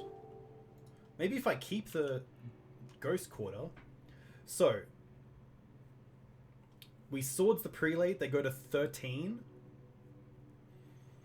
I can then Ghost Quarter myself. The Knight becomes an 8/8. 8, 10, 12, 13, because we can destroy the Batterskull. So I can actually keep this. Pay 4. Put on top. Ghost Quarter. Swords this. Black, green. I guess we can just decay the germ. Ghost Quarter myself. Use its ability. Okay, no basics left. Go to combat. Attack with everything? Is that lethal? Oh, nice. Very cool. There we go. Nice. That feels awesome. We're currently 2-0. That was a sweet game. Big brain time. To be fair, I think if anyone had the amount of time that I did, anyone could see that play. So, just your average player. But really nice to beat D&T. I think D&T is definitely a favored matchup, especially with the main deck Plague Engineers, but it's tough. It can be really tough. They definitely have a more streamlined strategy when it comes to the creatures they play, what sort of impact they have on the game, what sort of role they play in the game. You know, you don't have to worry about your 3 colors, so pretty happy to get there with that game. That's pretty fun. D&T, of course, close to my heart. The deck that I played to get into Legacy, and had some really good results with, which is always nice. But you know, you put the time into the deck, you get a payout after a little while, so pretty sweet. 50 viewers as well, very nice. Hope everyone on the stream has had a nice New Year's Eve, New Year's Day, Christmas, Hanukkah, any of the holidays that you are celebrating, or not at all, just having a nice break. It's nice to play just some Legacy with you guys. It's been a little while since I played Paper Legacy. We haven't had Paper Legacy on for a few weeks just because of the Christmas period, but pretty keen to hopefully get back into it this Friday at Good Games Spring Hill, and then this Sunday at Good Games Upper Mount Gravatt.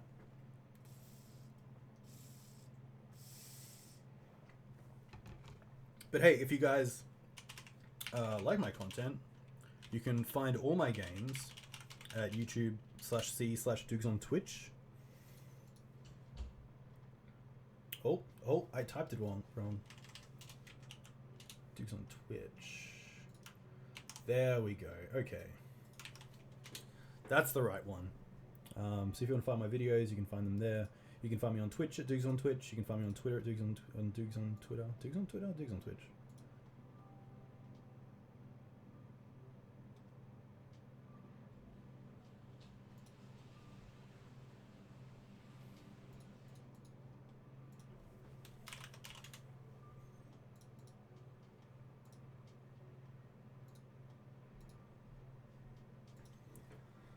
Oof. That was pretty fun. That was a good game. That Mirren was getting a bit scary, but luckily Sylvan Library showed you how good it is in Fair Magic. On the play, really nice against John. So good luck. His hand's a one lander, but I don't mind it. It's got the really nice payoffs of either turn 2 Plague Engineer or turn 2 Prelate if we draw a land.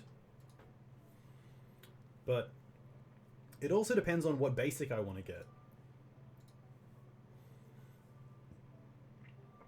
With this sort of hand, I want to get a basic Plains, but it doesn't work well with the Prelate because we have to draw into another white source if we draw a second land on turn 2. I'm going to go with Keep. We're going to go with Keep. You got to risk it for the biscuit.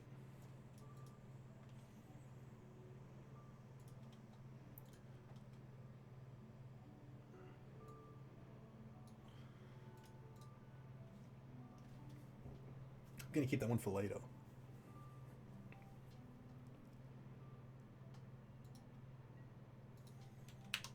All right, let's go for Savannah. Maybe I actually just want to go for basic.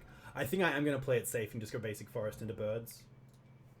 Maybe not the correct play. Maybe you have to be quite aggressive with this hand.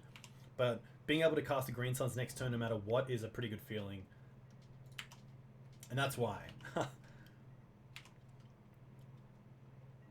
Oh, a land's actually pretty nice.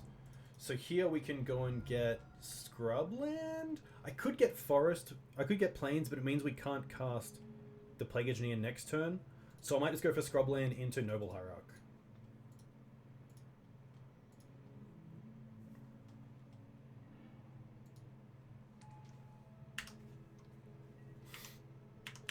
This could be Miracles, it could be Stoneblade, it doesn't have to be Death and Taxes. Surely we don't play against 3 Vile decks in a row. Please? Please? Variance is always nice, especially with Legacy. I think that's what definitely makes it the best format. You just get so much variance, you get players who just love decks and stick with them.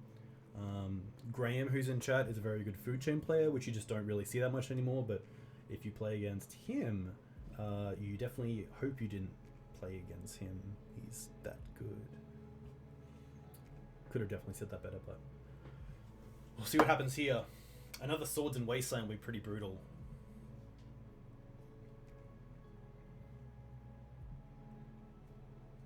My opponent's seeing if they have Storm in hand, obviously. No.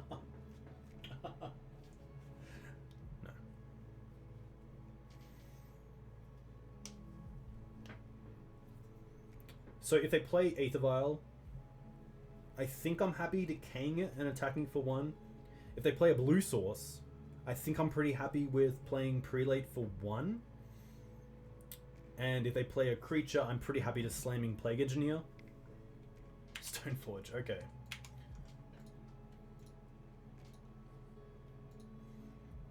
So to be fair, I don't know if this is Jide. Okay, interesting. Ramunap. Ramunap's pretty nice here. I'm really happy to play Ramunap. Get back Windswept Heath and just pass back. Yeah, it definitely smells a lot like D&T. You're 100% Mood Decay? Mood K? I apologize if I didn't say your name correctly. Vial's fine. Another Stoneforge, okay. Interesting.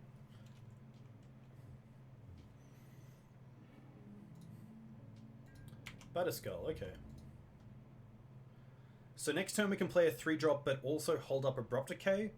So we could play Prelate for 1 to turn off Swords to Plowshares, but it does also turn off our own Swords to Plowshares, which is a little bit rough.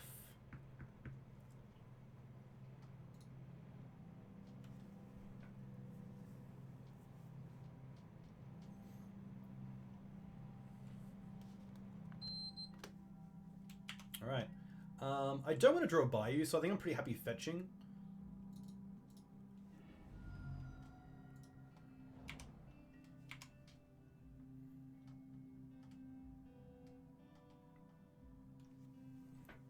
My name is terrible for anyone not from my part of the country, so you could argue it is a terrible name. Hey, not at all. I'm a big fan. I like the DK. I used to play Donkey Kong a lot in Super Smash Brothers, so seeing DK definitely gives me some form of nostalgia. Yeah, Vile's always pretty interesting to face. I do have the option of holding up Decay and green sunning for Qasali Pridemage. I also have the option just playing Plague Engineer and holding up Decay. My opponent does have 5 cards in hand. I feel like getting rid of the Vile is just worth it. Even though it's a late one, this game's going to go long.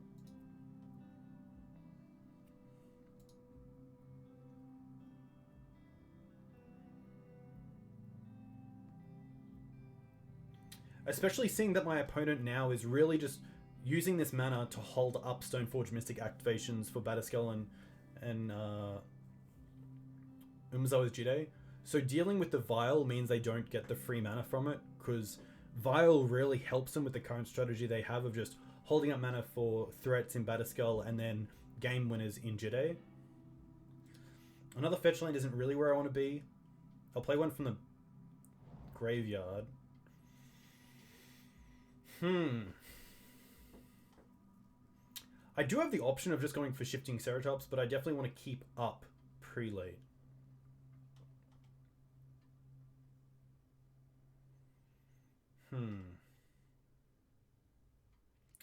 This is a tough one.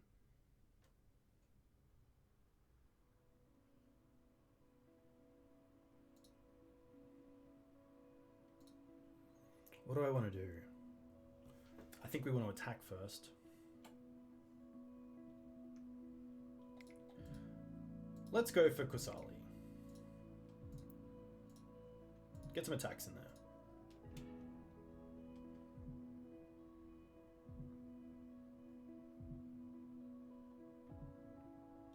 Ooh.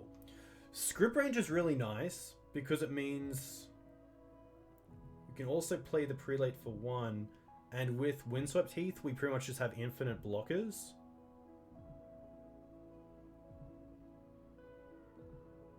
No, we'll go for Pridemage. We'll attack here.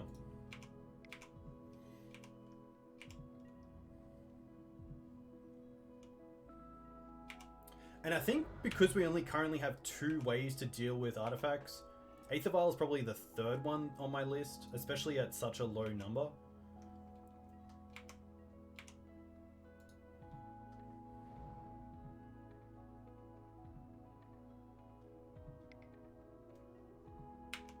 Jide's fine. Ooh, this is really fun. This is really fun. So what happens here is they attack. We can block first. We can go to damage and kill their Stoneforge, but then with the trigger on the stack for Jide, now we can blow it up. So this deals with the Stoneforge as well, and it means they get no Jide counters. Ooh, now, now we can also Abrupt Decay the Stoneforge Mystic and then play Prelate for 5, which stops the Batterskull, which is kind of cool. Is that like just a throwaway though? The Batterskull is a bit of an issue though, so maybe it's worth.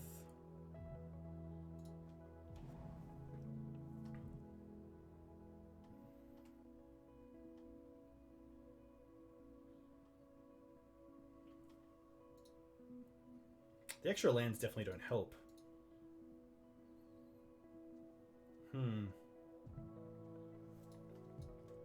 Attack first.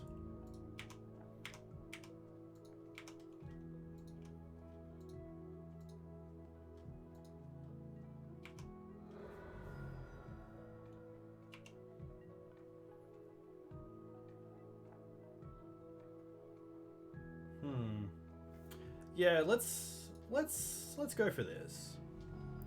So let's get a Savannah. We're definitely in dual land anyway already. Decay Stoneforge. play Prelate for 5. And pass back.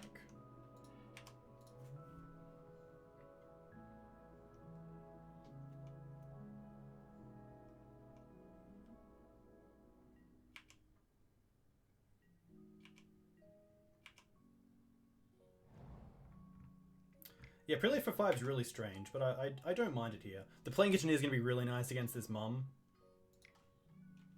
Swords on Ramunap, that's fine. I'm just going to get Dryad Arbor here. I really just want to get it out of the deck.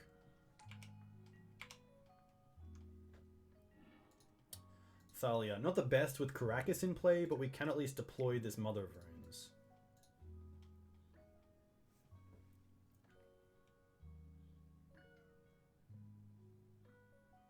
Wow, okay. Well, that's Collector Ouphe, Assassin's Trophy. Let's take out Gaddock Teeg. Let's take out the double Thalias. Let's take out the Bojuka Bog. Let's bring in Thoughtseize. Let's take out Prelate. Let's bring in Thoughtseize. I don't mind this. I think Thoughtseize is a lot better on the play, but I don't mind it on the draw. Especially as D&T is involved, it's definitely got a lot more card for card advantage. So cards like Nerd. So Thoughtseize is really nice against the Recruiters, against the Gideons that they bring in. The you know what? Okay, Tim. You know what? Just for you, we'll bring in the Reclamation. There we go. I think we can probably drop an maybe Elvish Reclaimer. It doesn't do a whole lot in this matchup. I don't really need an early 1/2 creature that turns into a 3/4 pretty quickly. Does it get up to 3 or 4? It gets up to 3, so it doesn't get Vraska or Shifting Ceratops, but it gets back Plague Engineer if they somehow destroy it without like exiling it through Swords to Plowshares or Council's Judgment. I'm gonna go with this. We'll see how this goes. This should be pretty fun.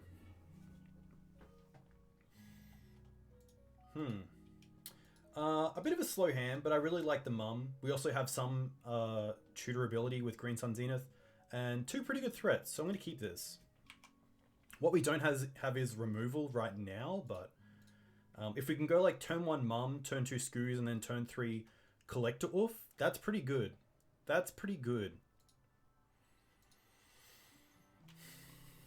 Getting lands back as well, it's very true. CMC of 0, so they are able to be brought back with Reclamation, which I think you actually just don't really think of when you first think of getting cards back, but yeah, pretty happy with this league so far. Had some sweet games. We're currently 2-0. Plains Vial, okay.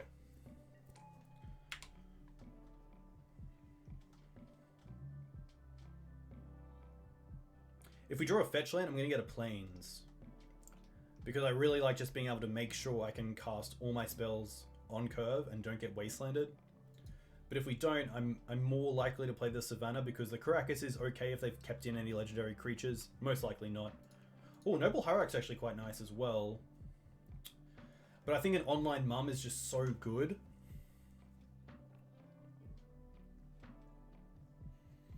That actually changes things, because Savannah is my only green source.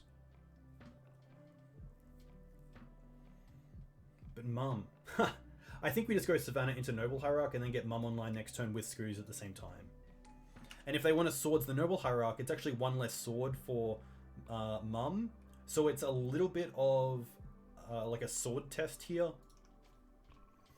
And even if they have something like Revoker, then Revoker on Noble isn't the worst because we also have Birds of Paradise. And we can also just cast some other stuff. Swords Wasteland GG. Well, funnily enough, in game 2 of the last match, we were hit with Swords Wastelanding turn 1, and we won that match. So, Bob's mans. Hopefully we don't get Swords and Wastelanded.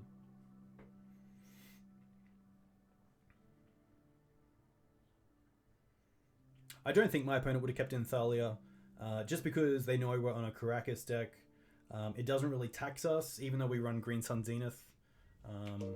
It's just not really where we want to be. Hey, Ataramak, thank you very much for the follow. Let me know where you're from. If you play Legacy, what you play in Legacy. Stoneforge is fine.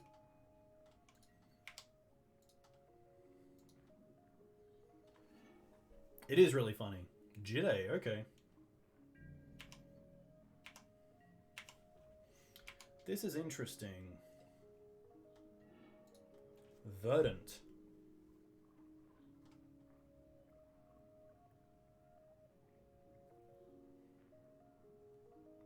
You're from Florida. I play paper OG Legacy lands. Very cool. I'm a big fan of anyone who plays lands. Let's just go for Green Suns here. I think it just uses our mana the most effectively, and if they don't respond to this, then Ouphe takes away the vial effect that they can do. So if they have anything, they should activate Vial right now. This is actually interesting, because if they activate Vial now and put in Mum, we could just get like Scryb Ranger and then maybe have swords, but they don't. So we'll just get Collector Ouphe. Now they can't activate their Vial.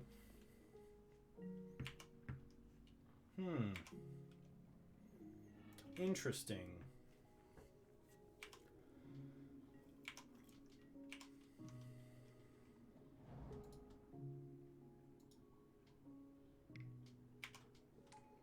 Mum's fine.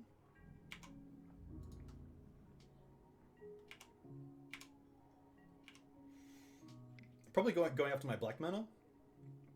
They can't activate Stoneforge because they don't have a white source. Wow, they're not even tapping me down. Surely they do. Okay, there we go. Oh. Didn't mean to do that. I guess we can attack.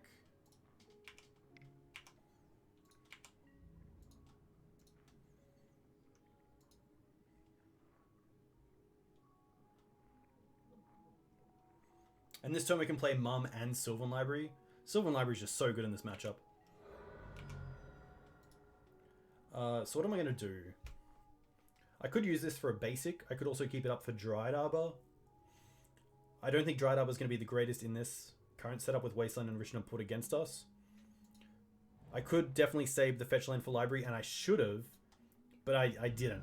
I apologize. So yeah, let's go for Forest. Play Library, play Mum.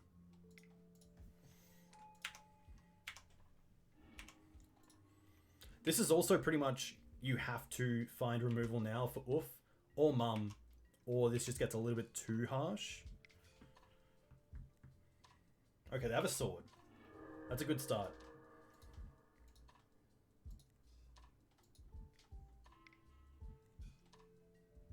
Ballista. Oof. Do they wait or do they use it now? Okay, they use it now. That's fine.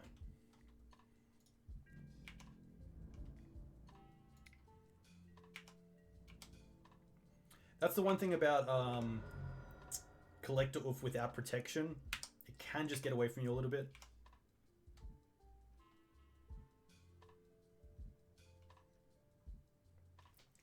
Ouphe was really nice, especially in this version that doesn't run Stoneforge or any equipment. I really enjoy it. Just draw Reclamation. Bayou's not the worst. Oh, Thoughtseize is really nice. I like just paying all of it here. There's definitely no reason to not.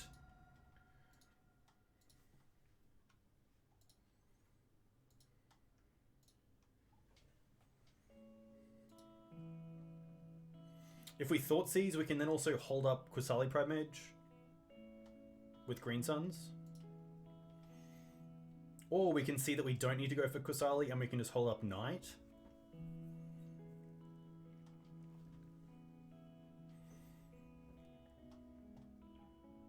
I don't think my opponent is thinking about Flicker Wisping any of my mana sources in my draw step. I think they should probably keep it defensively to try to save something like Stoneforge Mystic, or Jide, of course.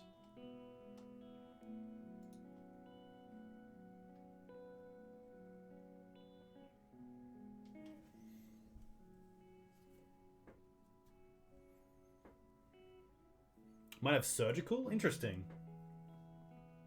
It's always interesting to see what people bring in Surgical against.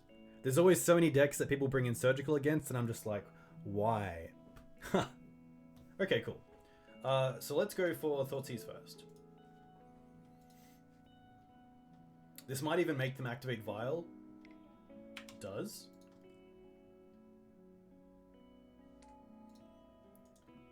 Ranger, Captain of Eos. Interesting.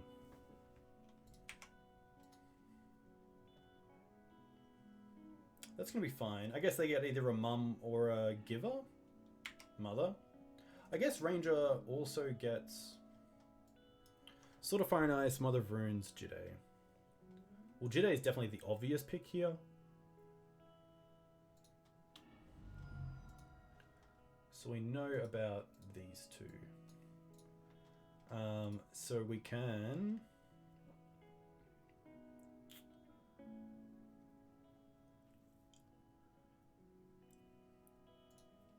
We can just play an Ooze, which is also pretty good because it becomes a 4/4. However, I think Knight's just the better play. Knight's only a 3/3, but...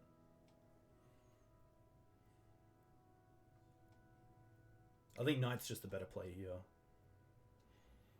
Ooze becomes a 4/4 though, and it actually also gives us a little bit more room to work with Sylvan Library, so I don't mind Ooze here.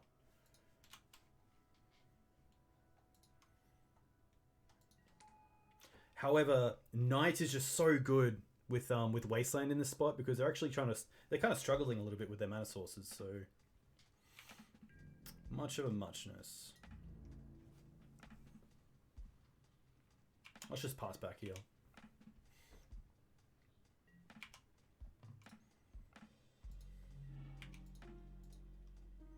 Definitely keeping this at 3.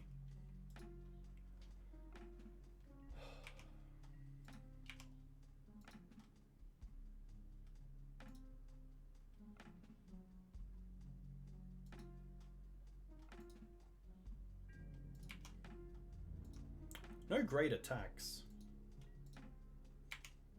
Alright. Eat Ballista. Yeah, Knight's really good with the shuffle. We did, however, take all the cards from the last take, so we know that the top of the library is clean, which is kind of nice. I mean, another Thoughtseize would be okay. An Abrupt Decay would be good. Okay, maybe we'll get both. Oh, swords. They do have a mum, though. I think we can put the Green Suns back.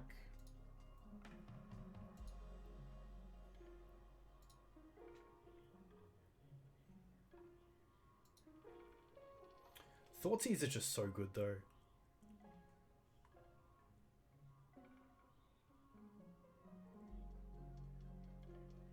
Is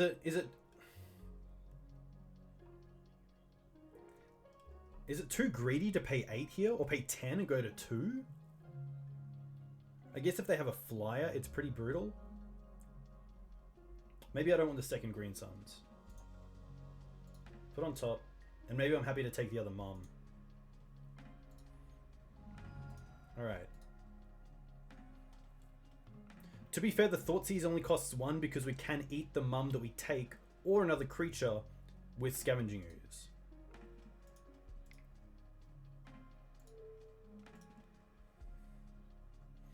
Yeah, so I can get Qasali for the sword, which is really nice, unless they drew Batterskull. Oh, they did! Okay. Well, now we get the sword. Or do we take the mum? Double mum's hard, but we can beat it. Maybe it's actually the mum that we take. I think it is. Because unless we draw into Plague Engineer, we don't have a great option, and they can just attack us. Yeah, I think it's the mum. Now we can play the Karakas. We can... Green Suns for Qasali Pridemage.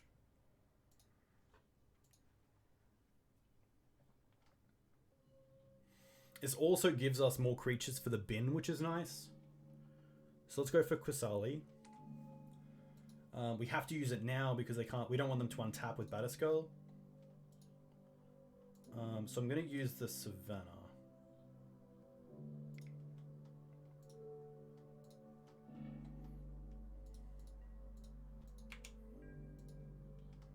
However, now they can just attack. They can attack with the sword if they wish. However, we do have the sword to stop them from activating Mum as well. So this actually works out really well.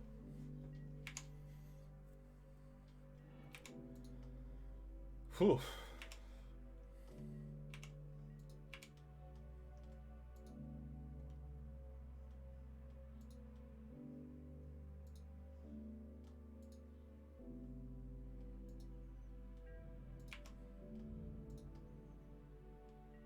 Nothing. Okay, that's pretty nice for us.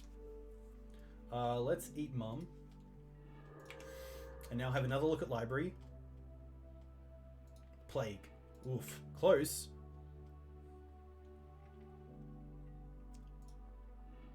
Oh, Trophy is huge. Trophy is so good.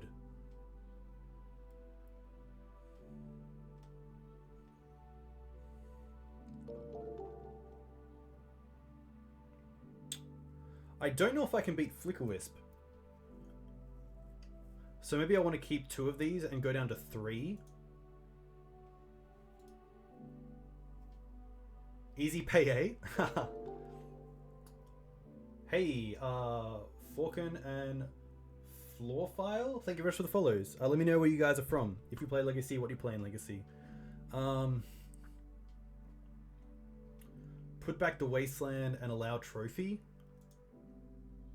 Put on top, pay. Ouch.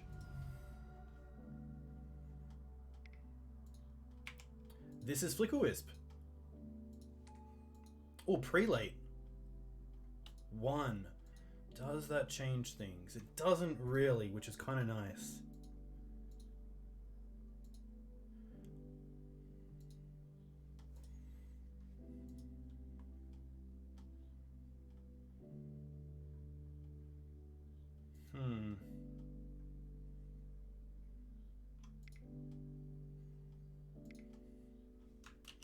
Do I want a Blast Zone here? I can Green Suns for 2. I can go and get Scryb Ranger, which is kind of nice. It allows me to use my Noble a little bit more.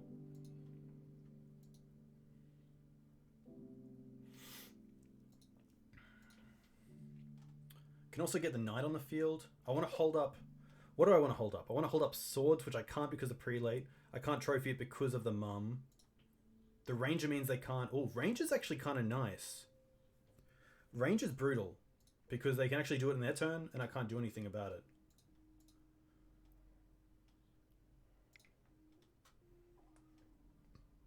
I think I want to get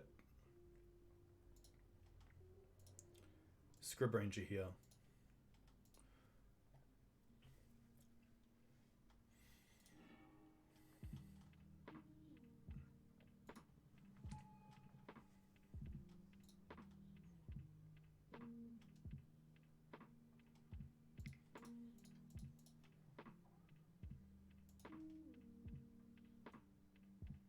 I haven't played a land, so I can actually use Scryb Ranger's ability pretty well this turn. Untap this, return the Bayou, and hold up Assassin's Trophy. And now I can attack with the Ooze if I wish. I don't mind this. I don't mind getting aggressive here.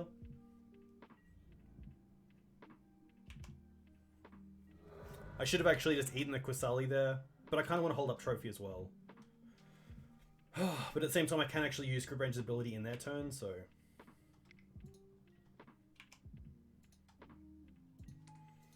Sword's fine. That's going to eat up 2 mana. They should really Wasteland me here, and they do, which is kind of nice. So I guess we should...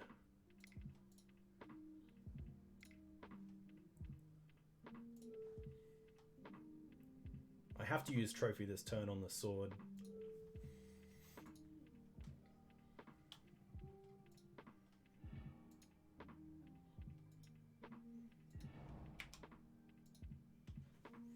I can't return it either because I've already used Scryb Ranger's ability.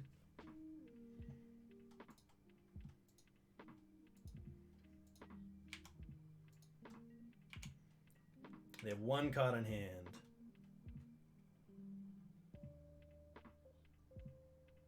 Please play a land. Please play a land.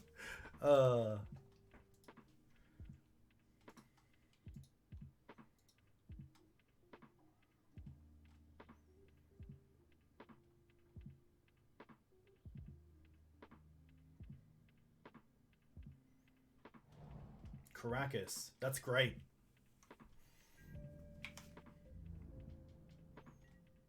Nothing. Okay, we'll definitely use Scryb this turn. So we'll untap the Noble Hierarch, returning the Savannah. And then we will eat Qasali. Alright, what do we got? Forest. Not the greatest, but okay. Birds and Swords. Rough. Put on top. We can get a shuffle off the Knight.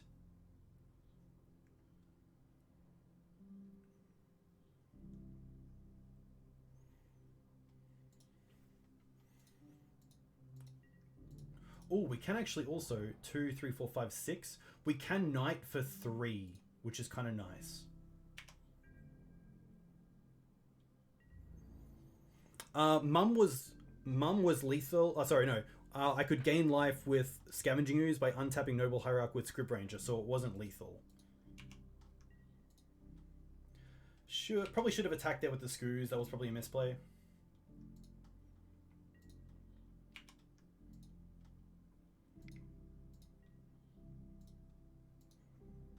That's fine, I think. Yeah.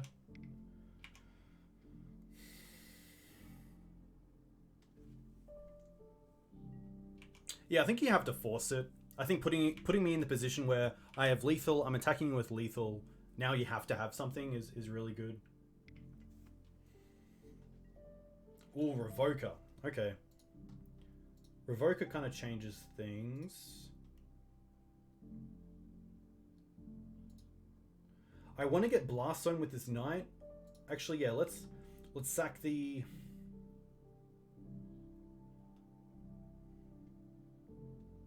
Sack the Scrubland. And go and get Blast Zone.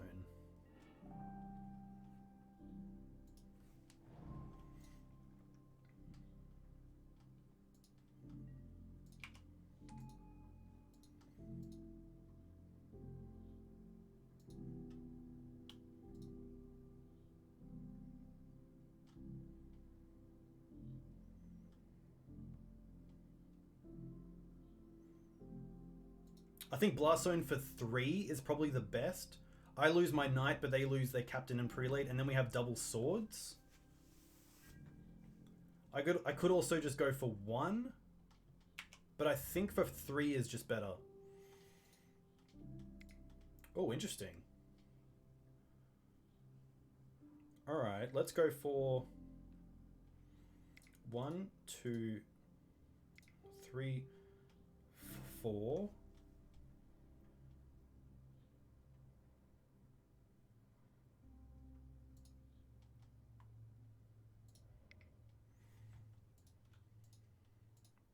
I can do this, right? I can then untap the Knight and then block all 3 creatures.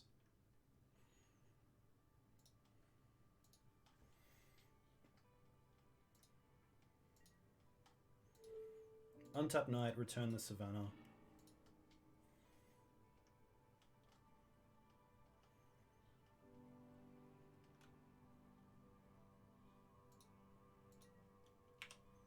Blocks, we can block here.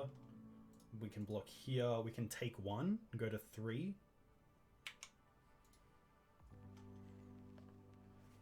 Scryb Ranger is crazy good. Oh, they're not saving the Prelate. Oh, that is huge. That is huge. I think that just won us the game.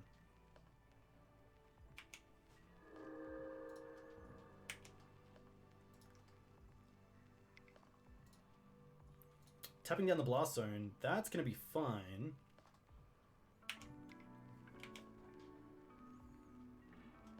Oh, Vraska. Okay. And yeah, that's going to concede. I guess what we could do here is just Swords of Revoker. They go up to 13, and then we attack for 6, 10. Yeah, yeah. Very cool. Okay. It's always nice to be 3-0 as well, because it means we're leaving with something. So that's always a nice feeling. Yeah, pretty aggressive attack on their part. Pretty hard as well. I mean, when they tapped down the Black Source on my turn and had Prelate on 1, I thought they would use their mum pre-combat to get through damage, but just couldn't get there. If the Ranger was something like a Mirren Crusader, then we'd be in really big trouble. Bring him in the 5-0. Yeah, the 5-0 would be really nice.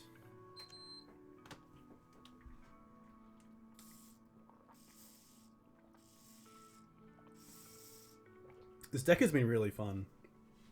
It's weird to play with only 3 Wastelands and only 2 Thalias, but I think the addition of the 2 Plague Engineers and the 2 Prelates in the main deck has been really nice. Yeah, the finale is interesting. With the 2 Sylvan Libraries, it allows us to find Plague Engineers. Yeah, the Japanese list... The Japanese list... Hey, Ari, thank you very much. The Japanese list did play Eldamri's Call, but I really like the ability just to search for cards. Search for any card. I guess, which Eldamri's Call does, but Eldamri's Call puts you down a card, whereas Finale at least puts the creature on the field. That's the big sort of part that I liked above Eldamri's Call, but you know, obviously the Japanese play went 5-0, so they obviously know their list pretty well. They also played no Thalias in the 75, which is just mind-blowing for me. I could never go into a tournament with no Thalias. I do not have the balls for that, so yeah, really cool. I believe I retweeted their list, which people can go and have a look at. On the draw against Sorbo 1. Interesting. Almost queued up.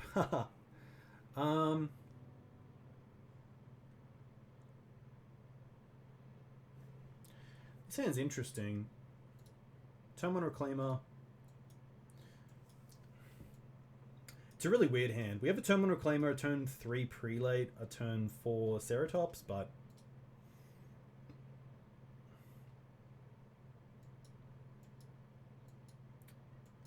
this hand isn't really... I don't really have a plan with this hand.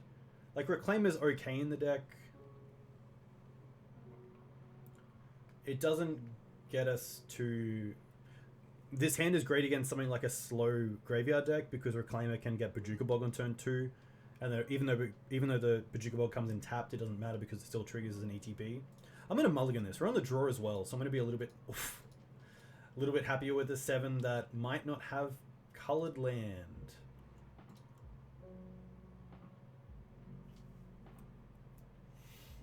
Would you ever keep this? That's a good one. I'm going to actually quickly save this one.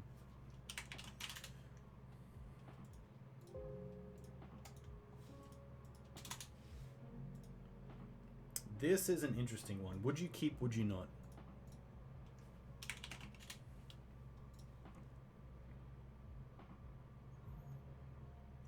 Usually a Delver. His hand's not great against Delver. It's not great either way. I'm going to keep this, and we're going to bottom the Bojuka Bog and the Pridemage.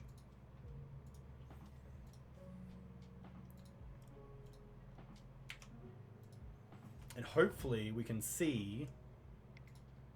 Oh, Stitches. Oh no, the Spirit Guide and the Bog would have been sweet.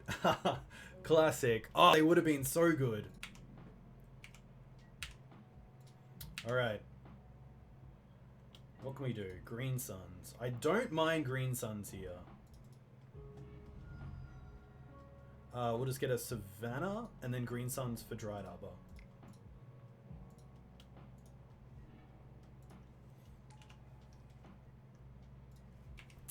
That's fine. To be fair, I would never keep those hands in the dark, so it doesn't seem right to keep it if I would like it. Oh, what do they name? Hopefully they don't name Knight.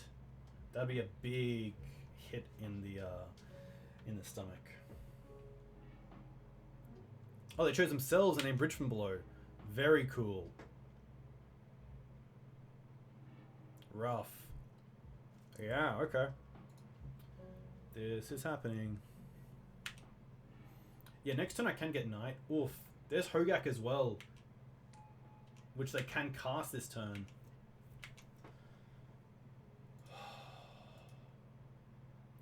They can cast the Hogak. If they have a land, they can also cast... Oh, they don't cast the Bloodghast, so it doesn't trigger the Vengevine, thankfully.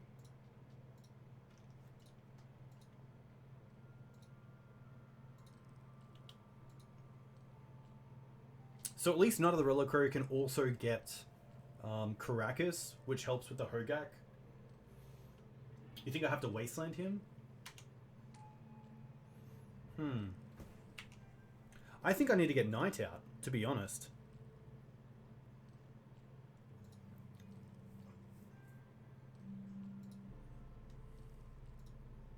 The thing is, if I'm Wastelanding this turn, I'm taking 14 next turn, which is pretty rough. So I think either way I'm dead. So I would probably rather try to get a creature on the field. And in this case, it's most likely going to be another Reliquary.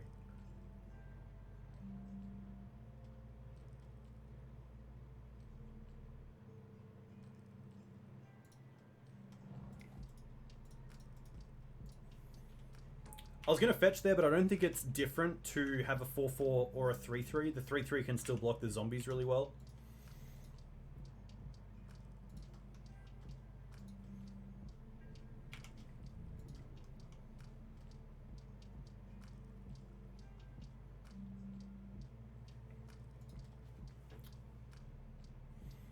Seeing as they're attacking, I don't think that they have anything.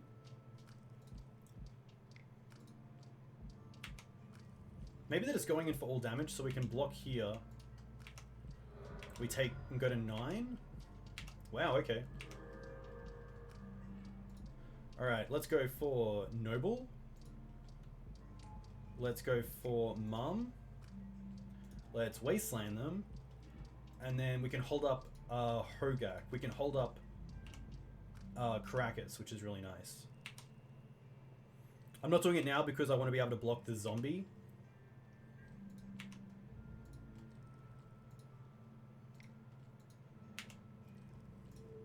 Block here.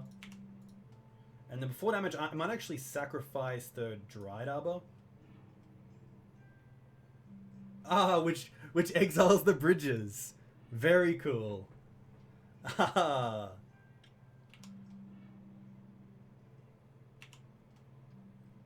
We can get Karakas and return Hogak to the hand. And they'll have nothing right now. That feels pretty nice. Yeah, boom. Thank you. Thank you. Very nice. Feels good.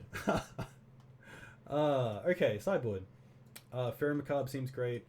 Surgical seems great. I don't mind... I think Gaddock Teeg can come out. Prelate's interesting.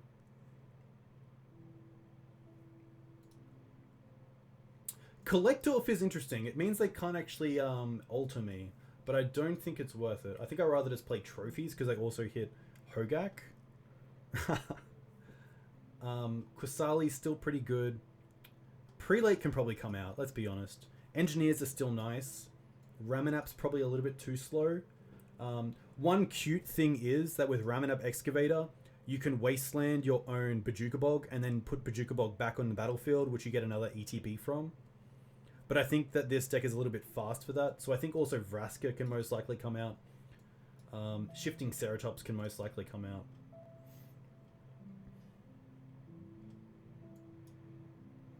Sylvan Safekeeper is interesting. Maybe Sylvan can come out because it doesn't really give protection. The one reason why I don't like to drop one Knight is because a turn 2 Knight is so good because it means turn 3 Bojuka Bog. This is 60, so I don't mind this. I actually don't mind Veil, but I probably like it on the play more.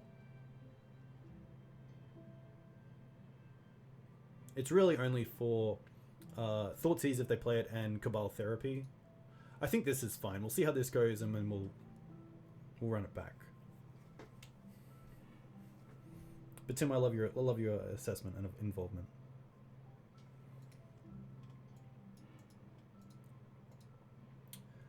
This hand's fine. Turn 2 Knight.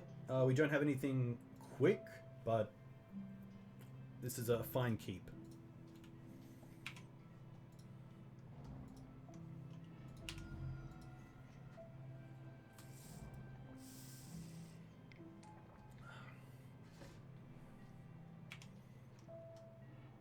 Reclaimer. Okay.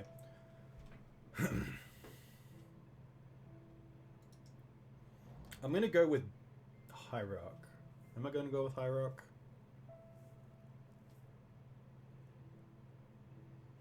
Why would I play Bird? Bird gives me access to black mana, which maybe that's just what I want.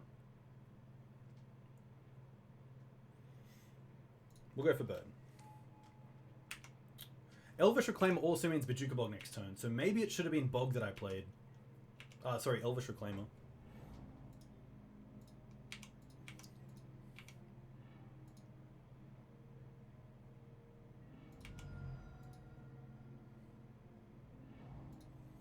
What do they hit? So far, Gravecrawler is big. And just a Cabal Therapy if they want to flash it back. Bloodghast, okay.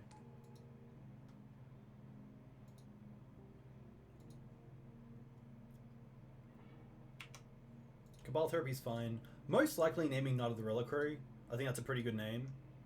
We obviously don't have anything like Surgical or Faerie Macabre so far, so hitting the Knight's pretty good.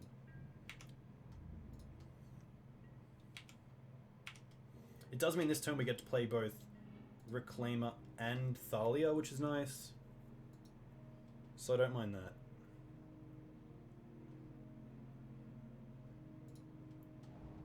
I don't mind getting a Scrubland here to have access to all mana, all colors through our mana. Play Reclaimer and then play Thalia, just to slow them down a little bit with a few things.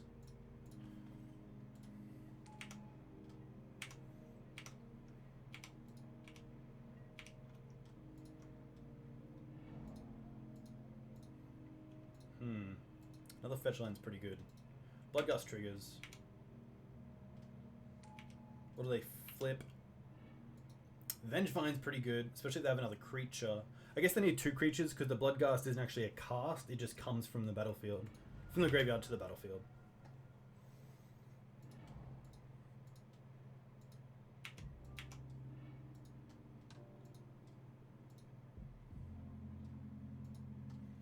The Reclaimer in a little bit will also be a great blocker for the Vengevine.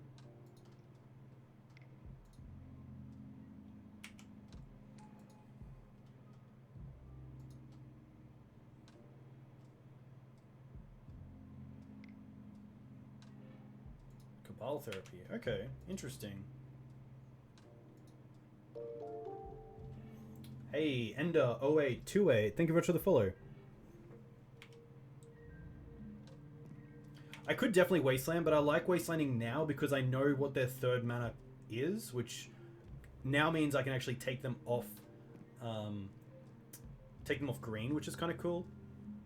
So here I'm pretty happy to play Wasteland. Wasteland the Bayou. Probably attack with the Thalia. I don't mind getting aggressive.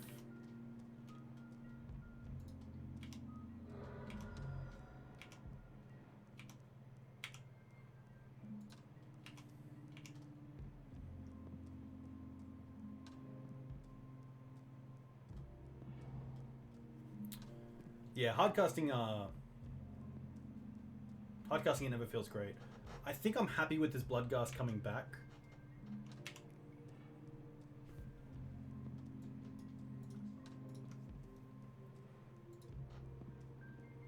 So they could fetch here. What I could have done, Old Mac 2, thank you very much for the follow. Let me know where you're from. If you play Legacy, what you play in Legacy. What I could have done is held the Wasteland to hit a fetch if they play a fetch. So in this case, I could have Wastelanded the fetch land, and if they fetch in response, then I can just hit everything with a Bog. And I think Bog is good enough here because it's going to hit Gravecrawler, Vengevine.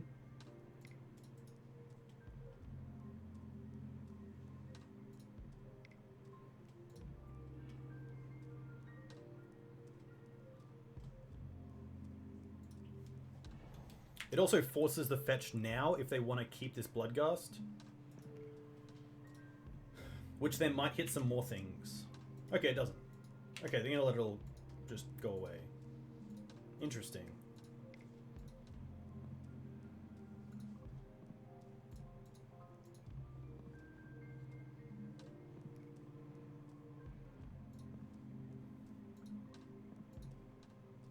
Wow, okay. Well, I'm very happy to go 4-0. But now the pressure's on for the 5.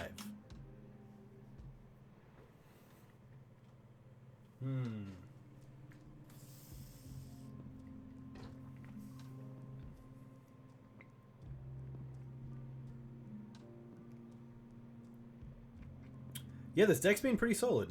Been pretty happy with it so far. The Reclaimer there, which was a very late inclusion, literally just before the stream, I took out Gilded Goose and put in Elvish Reclaimer. And in that matchup, it was perfect. It's exactly what you want. So let's go ahead and see how we go.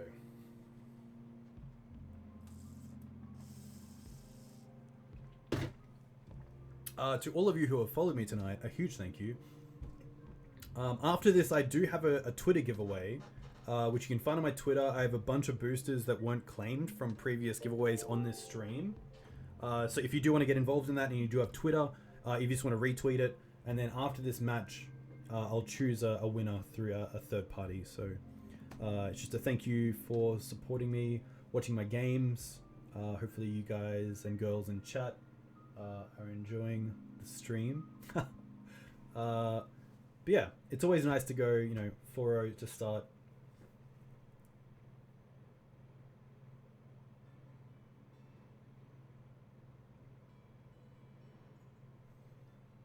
I think playing Death and Taxes a lot also gave me a bit of an edge in the 2 Death and Taxes matchups, which is very nice. I mean, sometimes Vile can be a very threatening card if you aren't too sure about what it actually can be representing. So always knowing what it represents has been pretty good. And having Collector Ouphe in the 75 is really nice. So that's helped out a lot. So to Collector Ouphe, a huge thank you. I know you're a 2-drop that is played in a few decks, but just wanted to give you my love and shout out for Maverick and how much we thank you for being printed.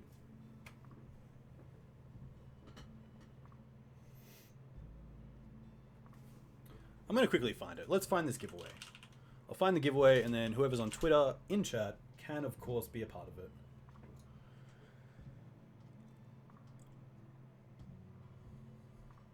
There we go. Here it is. There you go. Alright, we have our match. We are on the draw against Doo-doo-doo-doo-doo. And sadly, this hand is a doo-doo-doo-doo-doo. Ghost Quarter as the only land is not really want something that I want to keep. This hand, on the other hand, is very good. I'm going to keep this. And I think it's the Ceratops that I'm going to drop. I kind of like everything else.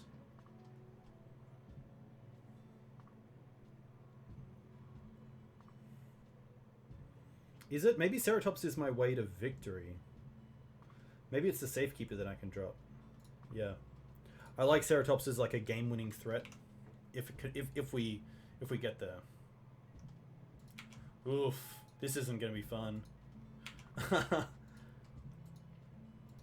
Oh no. Hopefully not Blood Moon.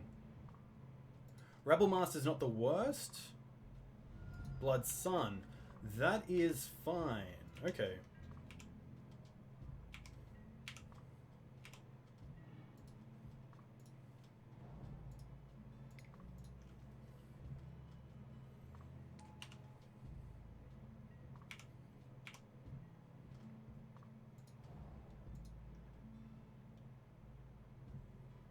Could be punishing Eldrazi. I mean, a Reality Smasher here would be pretty good.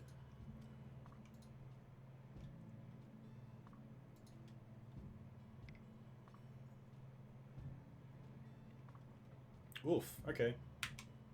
That's actually not too bad.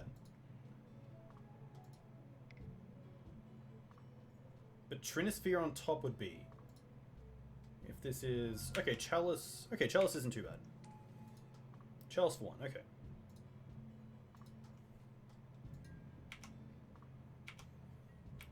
Okay, so here's an interesting one. I think I really just want to get my mana out. I think I want a Green Suns here for another creature. I'm going to quickly do a little picture.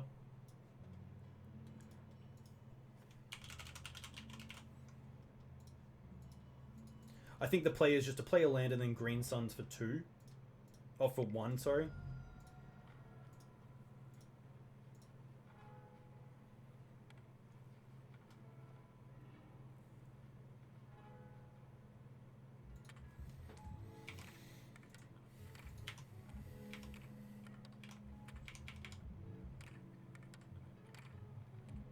This definitely looks like punishing Eldrazi. Thought not, okay.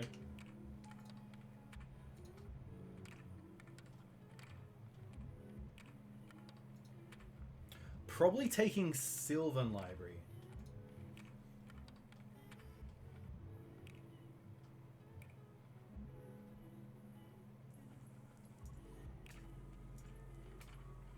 Green Suns, however, does represent another Reliquary if they're scared of it. And they've taken the Ceratops. Interesting. Do we draw a land? We don't. But we do have access to Scryb Ranger if we want it. We can Scryb Ranger and also play Sylvan Library. I don't mind that.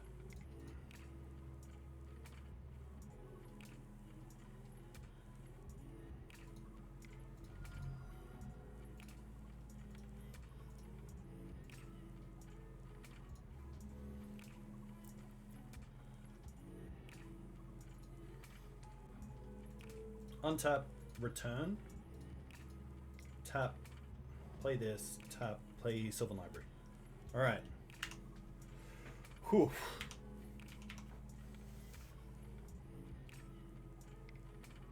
Just don't have, like, Reality Smasher? That would be pretty broken. Okay, Reality Smasher is pretty good.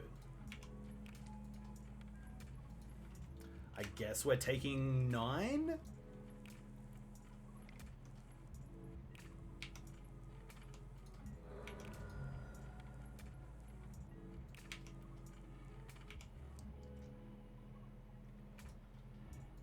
Ugh.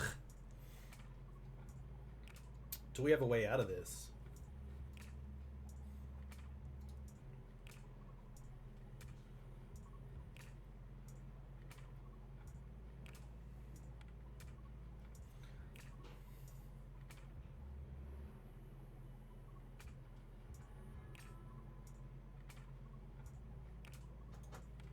Put on top.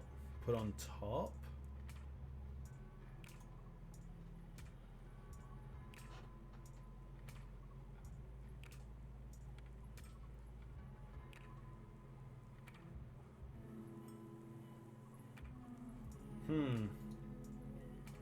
So I guess here we can play Thalia and Sylvan Safekeeper, and we can put all 4 in front of Thought-Knot. We can then deal first strike with Thalia, return it, and then the other 2 finish off Thought-Knot, drawing us a card. Which I guess is a okay play. Oh, the Chalice. Oh, no.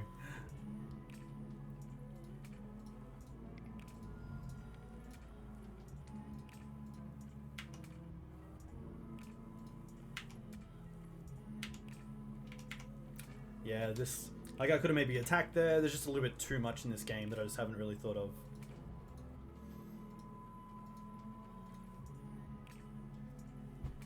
Yeah, sadly a little bit of a punt there. The Assassin's Trophies in the board are going to be really nice. This could be like an Endbringer? Fiery Confluence, okay.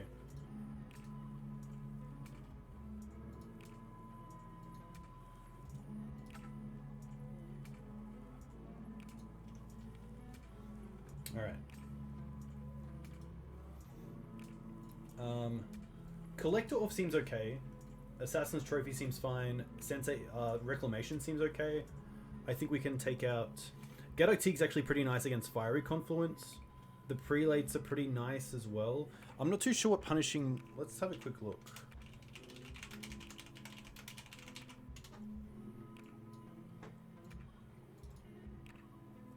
So here's punishing Eldrazi. Chrome Mox, Chalice, Fiery Confluence, punishing fire. Okay. Trinisphere, Jide, Spyglass. Okay, so there's definitely a few things to worry about. Maybe Thoughtseize is where I want to be. Maybe not. Mums are okay against punishing fire. The Engineers are fine. Ramunap's fine.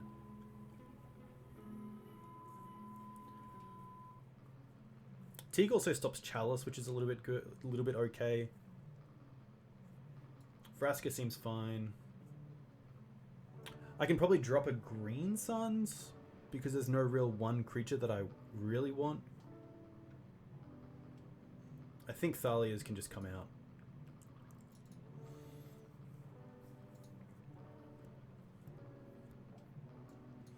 I think Safekeeper can just come out.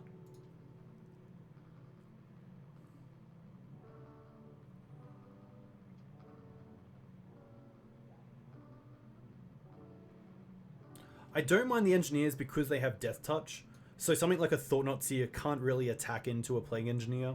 And it also does deal with Reality Smasher even though we take 3 damage. Maybe it is just Ceratops. Let me just see how this goes.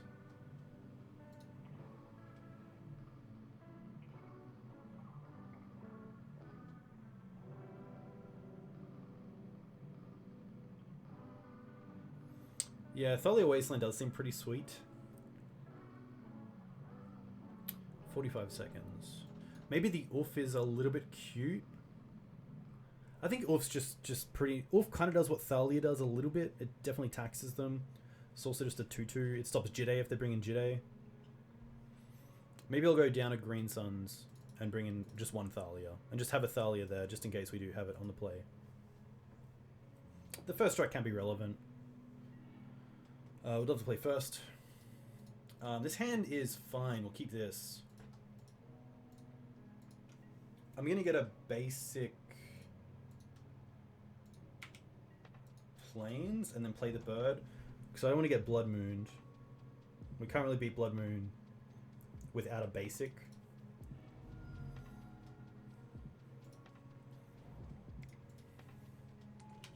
Trophying a land is interesting as well. I'm not sure how many basics they play, and if they do play any.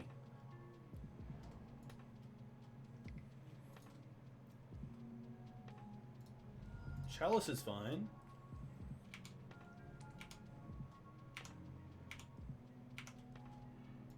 Vraska. Do they play basics? Because if not... Maybe I want to go land pass, and then in their draw step, I can Assassin's Trophy their Ancient Tomb.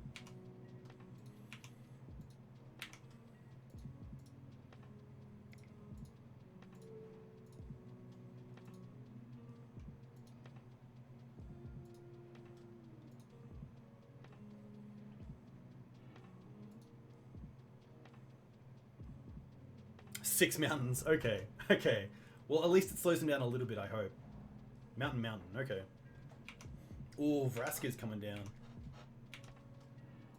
Blast Zone. Interesting. I'm going to go Blast Zone.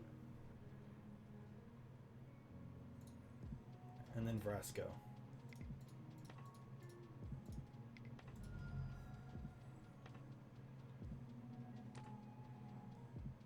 I think if they had Punishing Fire, they would go after my bird. So here I don't mind...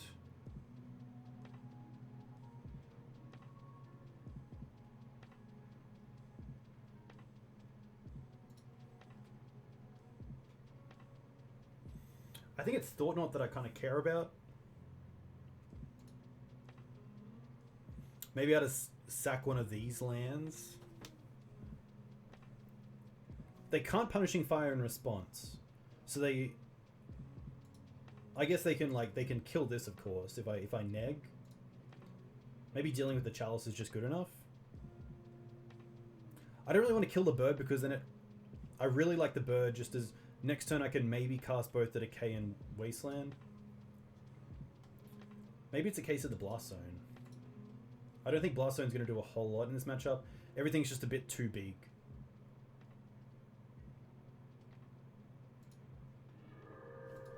And Windswept Heath's actually a pretty nice pickup because now I can maybe cast a few more spells next turn if we draw into them.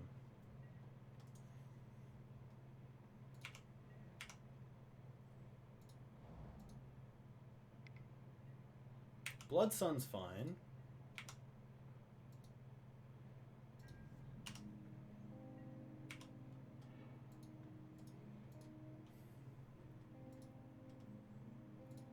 So if they play goblins,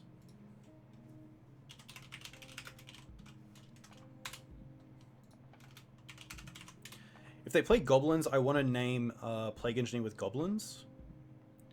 Okay, so they still play Goblin Rabble Master. Okay.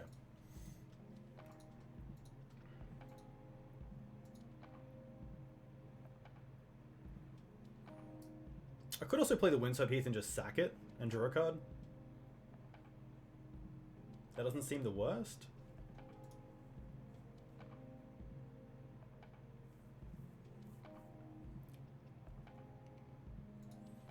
Especially if we draw into like Knight of the Reliquary.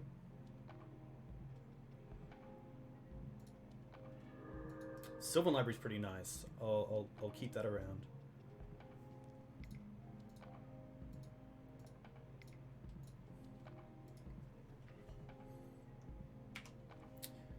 Yeah, Plague Engineer is a great answer for Rabble Master, which is nice.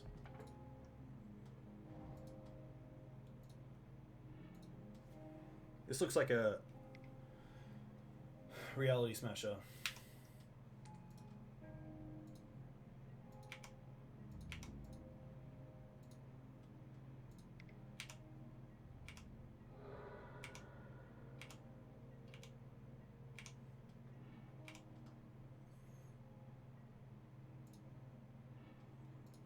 Oof, okay, a few things.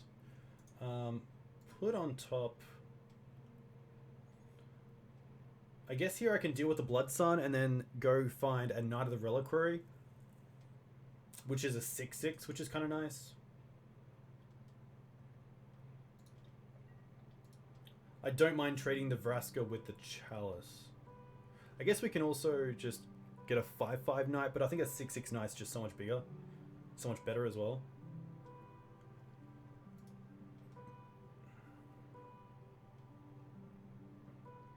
We haven't seen Rebel Master yet.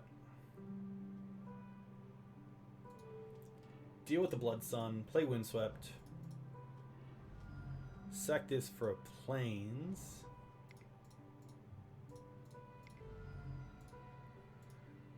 Green Suns for Knight. If they have Eldrazi Obligator, I'll just clap them out. Because that would be pretty brutal. They do have the Eldrazi, which can steal our shit, so...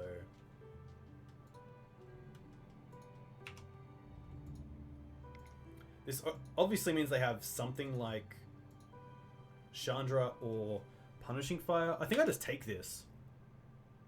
Honestly.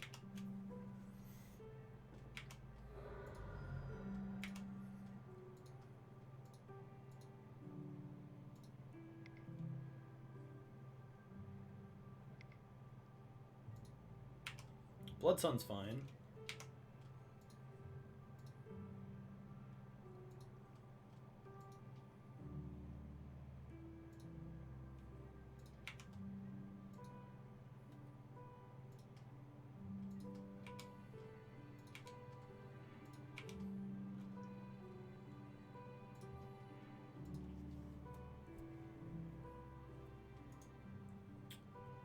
Put on top. Mum's kind of dead because of Chalice, so I don't mind just put on top.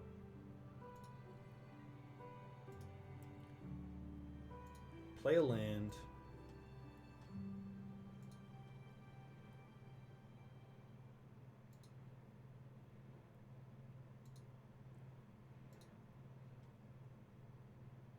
Oh, Scooz actually kind of deals with Punishing Fire a little bit, which is kind of nice. I can't hit Grove yet.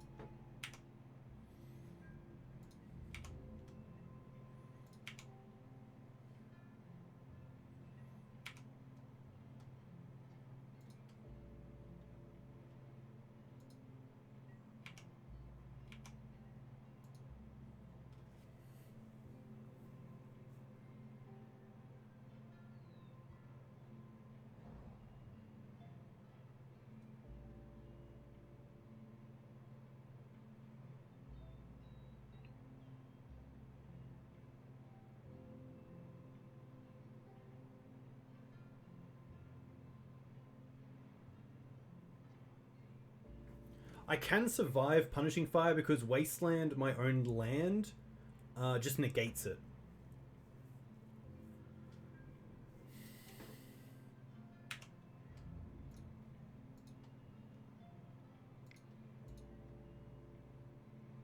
Fiery Confluence, however, I don't think I can play around. But that's fine.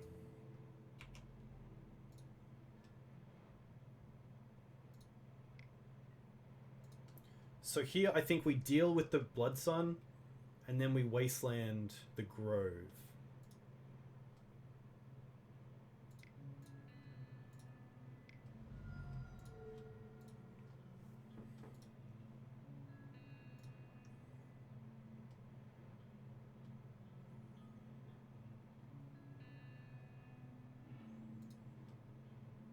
So with this still on the stack, we can Wasteland them.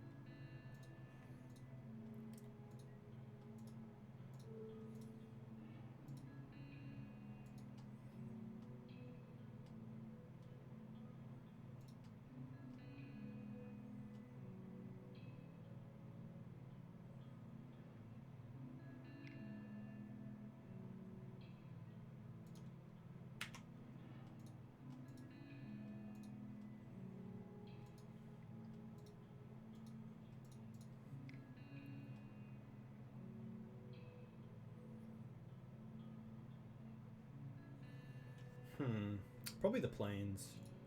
The forest is nice for Scavenging Ooze.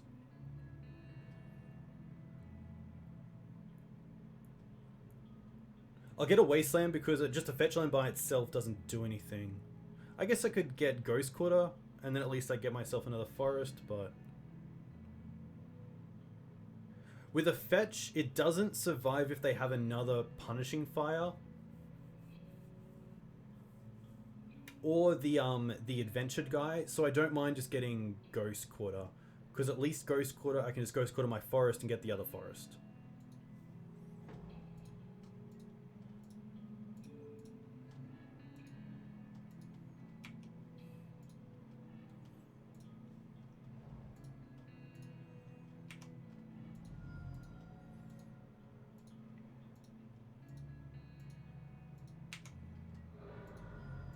And I don't mind us eating the Punishing Fire here. Just to get it out of the way.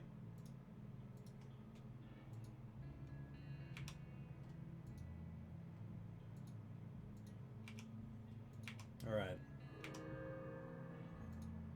Qasali's nice.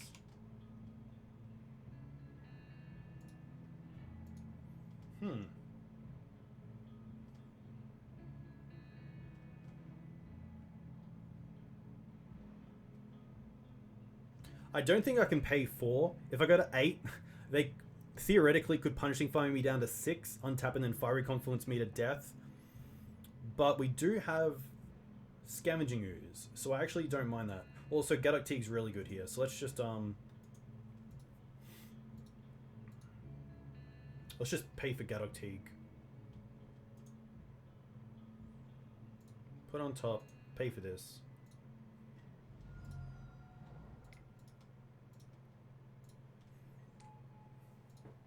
Teeg does stop Confluence really well.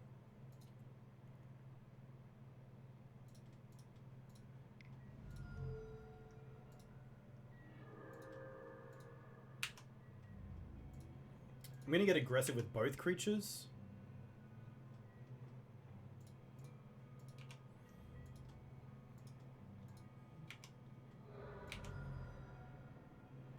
And then just see what they have.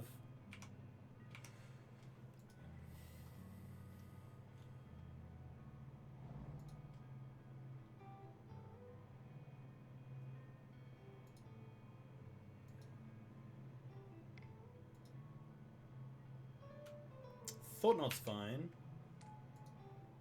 They take the Plague Engineer.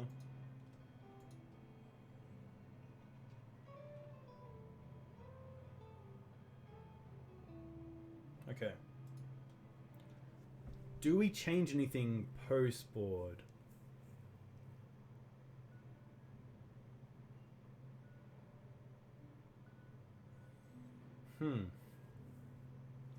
Mum's still fine, especially because of Punishing Fire.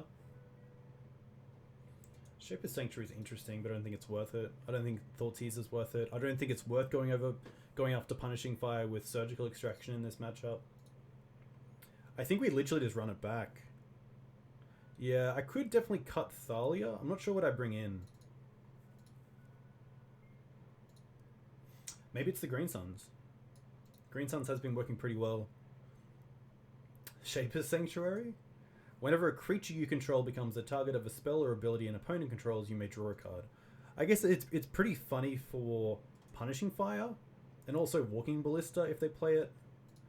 Maybe Shifting's just better than the Green Suns.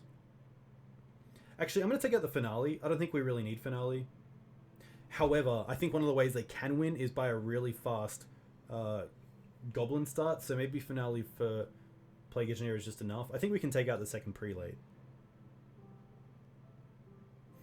However, Prelate for 2 with Prelate for 2 seems really strong, especially against maybe it's one Sylvan Library on the draw. I actually like that. I like taking out a Sylvan Library on the draw because they're going to be explosive, and we probably don't have the luxury of being able to pay for extra cards. So I'm going to keep it like this and see how it goes. Okay. Sadly, not a great draw. The Forest and the Wasteland as the mana base don't really do enough with this hand. Unless we draw into a fetch land for a white source. Then we go turn 1 Mum. Turn 3 Knight. I think there's better. This is actually pretty nice. I'm going to keep this and drop the Blast Zone. Because turn 1 we can go Bird, turn 2 we can go Scryb Ranger and Scavenging Ooze. Perhaps Finale and Zenith are better than Ceratops, since often Knight is bigger and better. Yeah, it's very true. I mean, I don't think there's many times in this matchup where I would actually Zenith for Ceratops when I don't have Knight already in the deck. Keep bottom Blast Zone. I guess Blast Zone's really good for Chalice.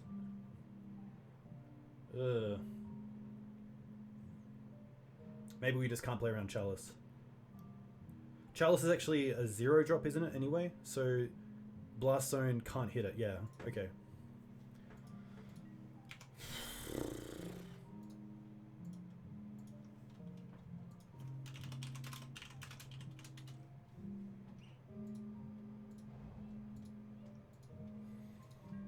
Ooh, great start for us. Trophy's really nice as well.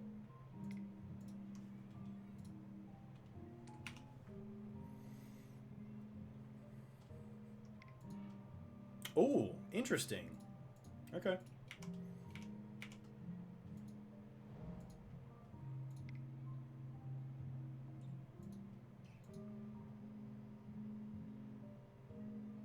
Chalice is fine. Okay. I actually really like Wasteland here.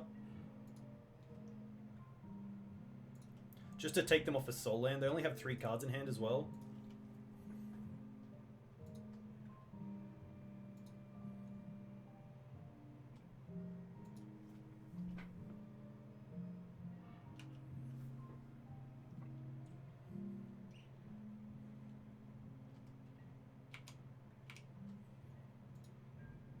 Oh, okay.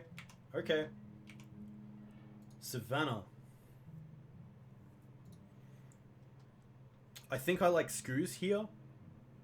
And I don't mind playing the second Jewel land. I could also hold up Assassin's Trophy.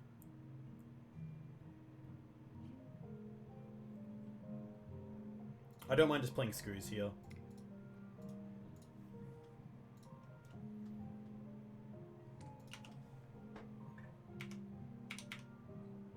Trophy does give them a land, that's very true. Okay, okay, this is actually a great spot for us. Gaddock Teeg's a great draw.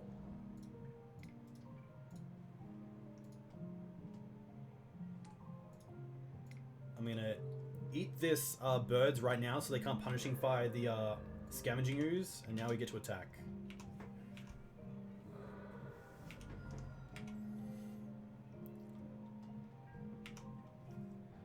Come on. I feel bad for my opponent, but at the same time, this is Magic sometimes. Okay, this is pretty nice. We can get a basic here.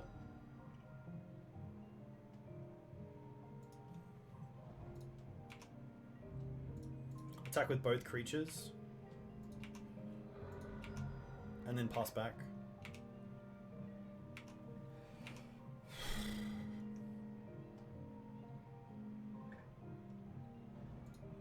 Mountain, okay.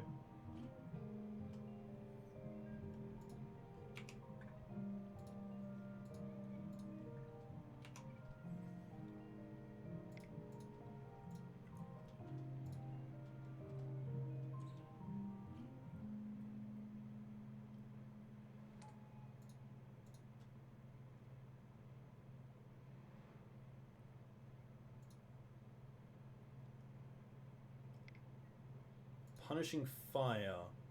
That's going to be fine, because now we get to eat it with Screws and also eat the Scryb Ranger.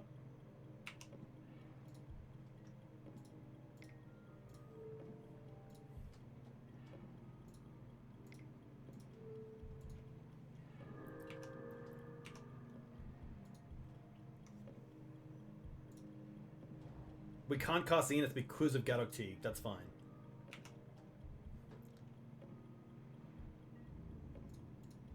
We have a 2-turn clock.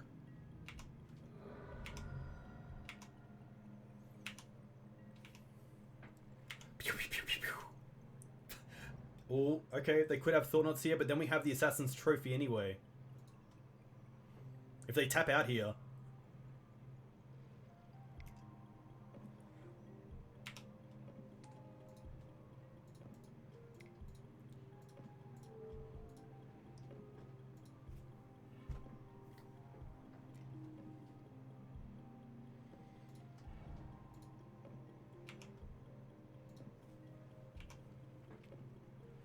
Come on. I guess they could have another Dead Gone.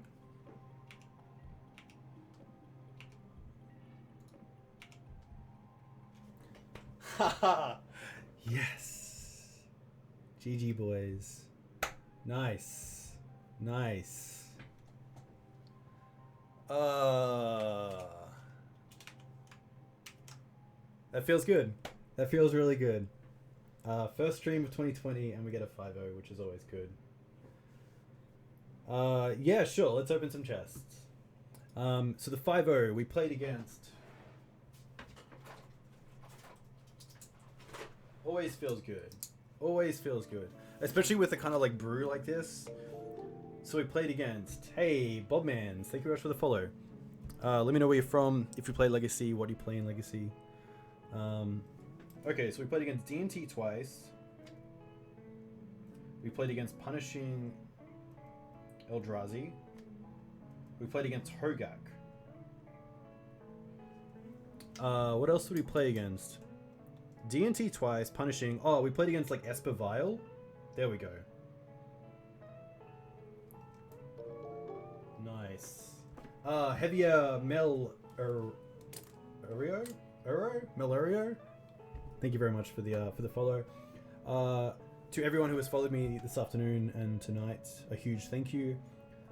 We have a giveaway on Twitter, so I'm just going to quickly post this once more. if you do want to be part of this giveaway and you're on Twitter, you can retweet this, and then we'll come back to it. You're from the Netherlands and play Depths, Maverick, and 4-color Loam. Very cool. Obviously a fan of like the fair magic and green, which is cool. I'm very close to green. Let's quickly have a look at some of these chests. Ooh. We'll open one chest. Smothering Abomination and Chandra's Regulator. And 5 play points. Okay. Not the worst. Depths is a well-known fair deck. No Reddit report for the 150. We'll keep it hush-hush for now. But we'll see how this goes in the future. Because this deck was really fun to play. I think the Vraska could definitely be either a main deck trophy or an Abrupt Decay. But I feel like it was pretty nice overall. The Blast Zone in the main deck was huge. The Bojuka Bog was really nice as well. The Finale as well. The Finale package was just so much fun. For those of you who are unaware of Finale of Devastation, you can search your library and or graveyard for a creature card with converted mana cost X or less and put it onto the battlefield. So pretty much, Finale is a green suns that you can use once for a non-green creature. So we can find out Sanctum Prelates and Plague Engineers in the matchups where they're really good. So that's always pretty sweet. The days when I was building Maverick. Yeah, Maverick's a very fun deck. A lot of room to tune it. I mean, if you have a local meta where you think that Maverick is a good deck, you could definitely tune the deck to be open to it. I think the best thing about Maverick is that no two decks are usually alike, which is nice. So there's definitely a lot of customization within it. But hey, let's do this. Let's do this giveaway. So I'm going to quickly find a Twitter giveaway.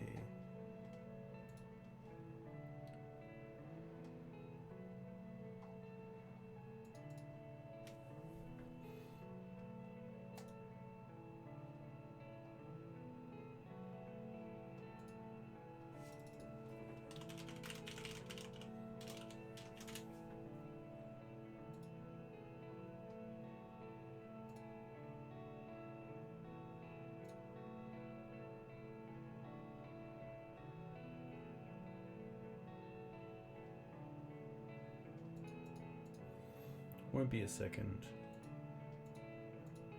Hey, Donut, you are more than welcome. There is a way to find...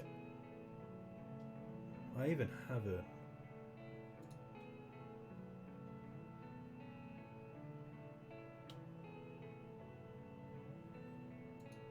I won't be a second. I've even used it before. Here it is. Okay. Tweet draw. Donut, let me know when you retweet, and then we will get this underway.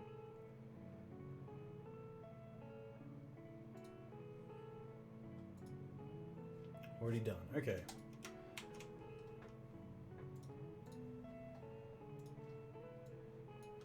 I'm going to quickly log in.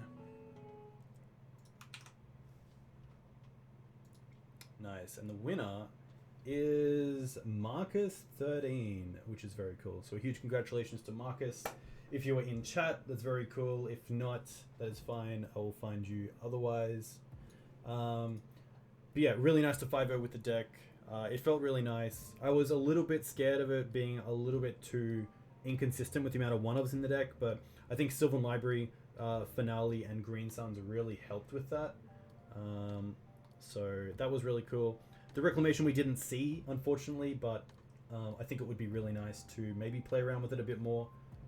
It just seems great. It's a 3-for-1. You can get back some really powerful effects like Plague Engineer or Prelate or Knight, which is awesome. You can also get back lands, which is kind of cool. So it is kind of like a 3-mana Stone Rain if you do get back a Wasteland.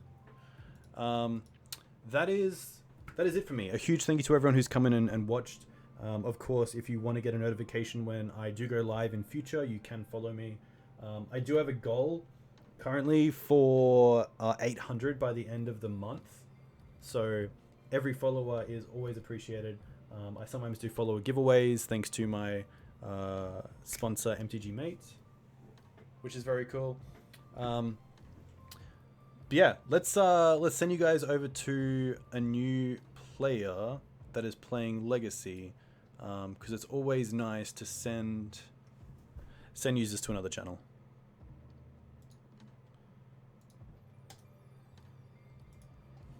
I don't really want to go for standard. Vraska is really fun. Vraska is really fun. A huge thank you. I'm going to set this up. We'll hopefully see you next time. I'll be back on stream on Sunday morning, hopefully with something similar to this. I've kind of wanted to go back to Death and Taxes for a little bit, but we'll see how it all slides. My name is Dukes on Twitch. A huge thank you for coming in.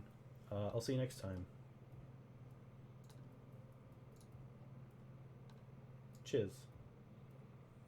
Hey, Jesus, thank you very much. A huge thank you. And Happy New Year to everyone else in the chat, including you.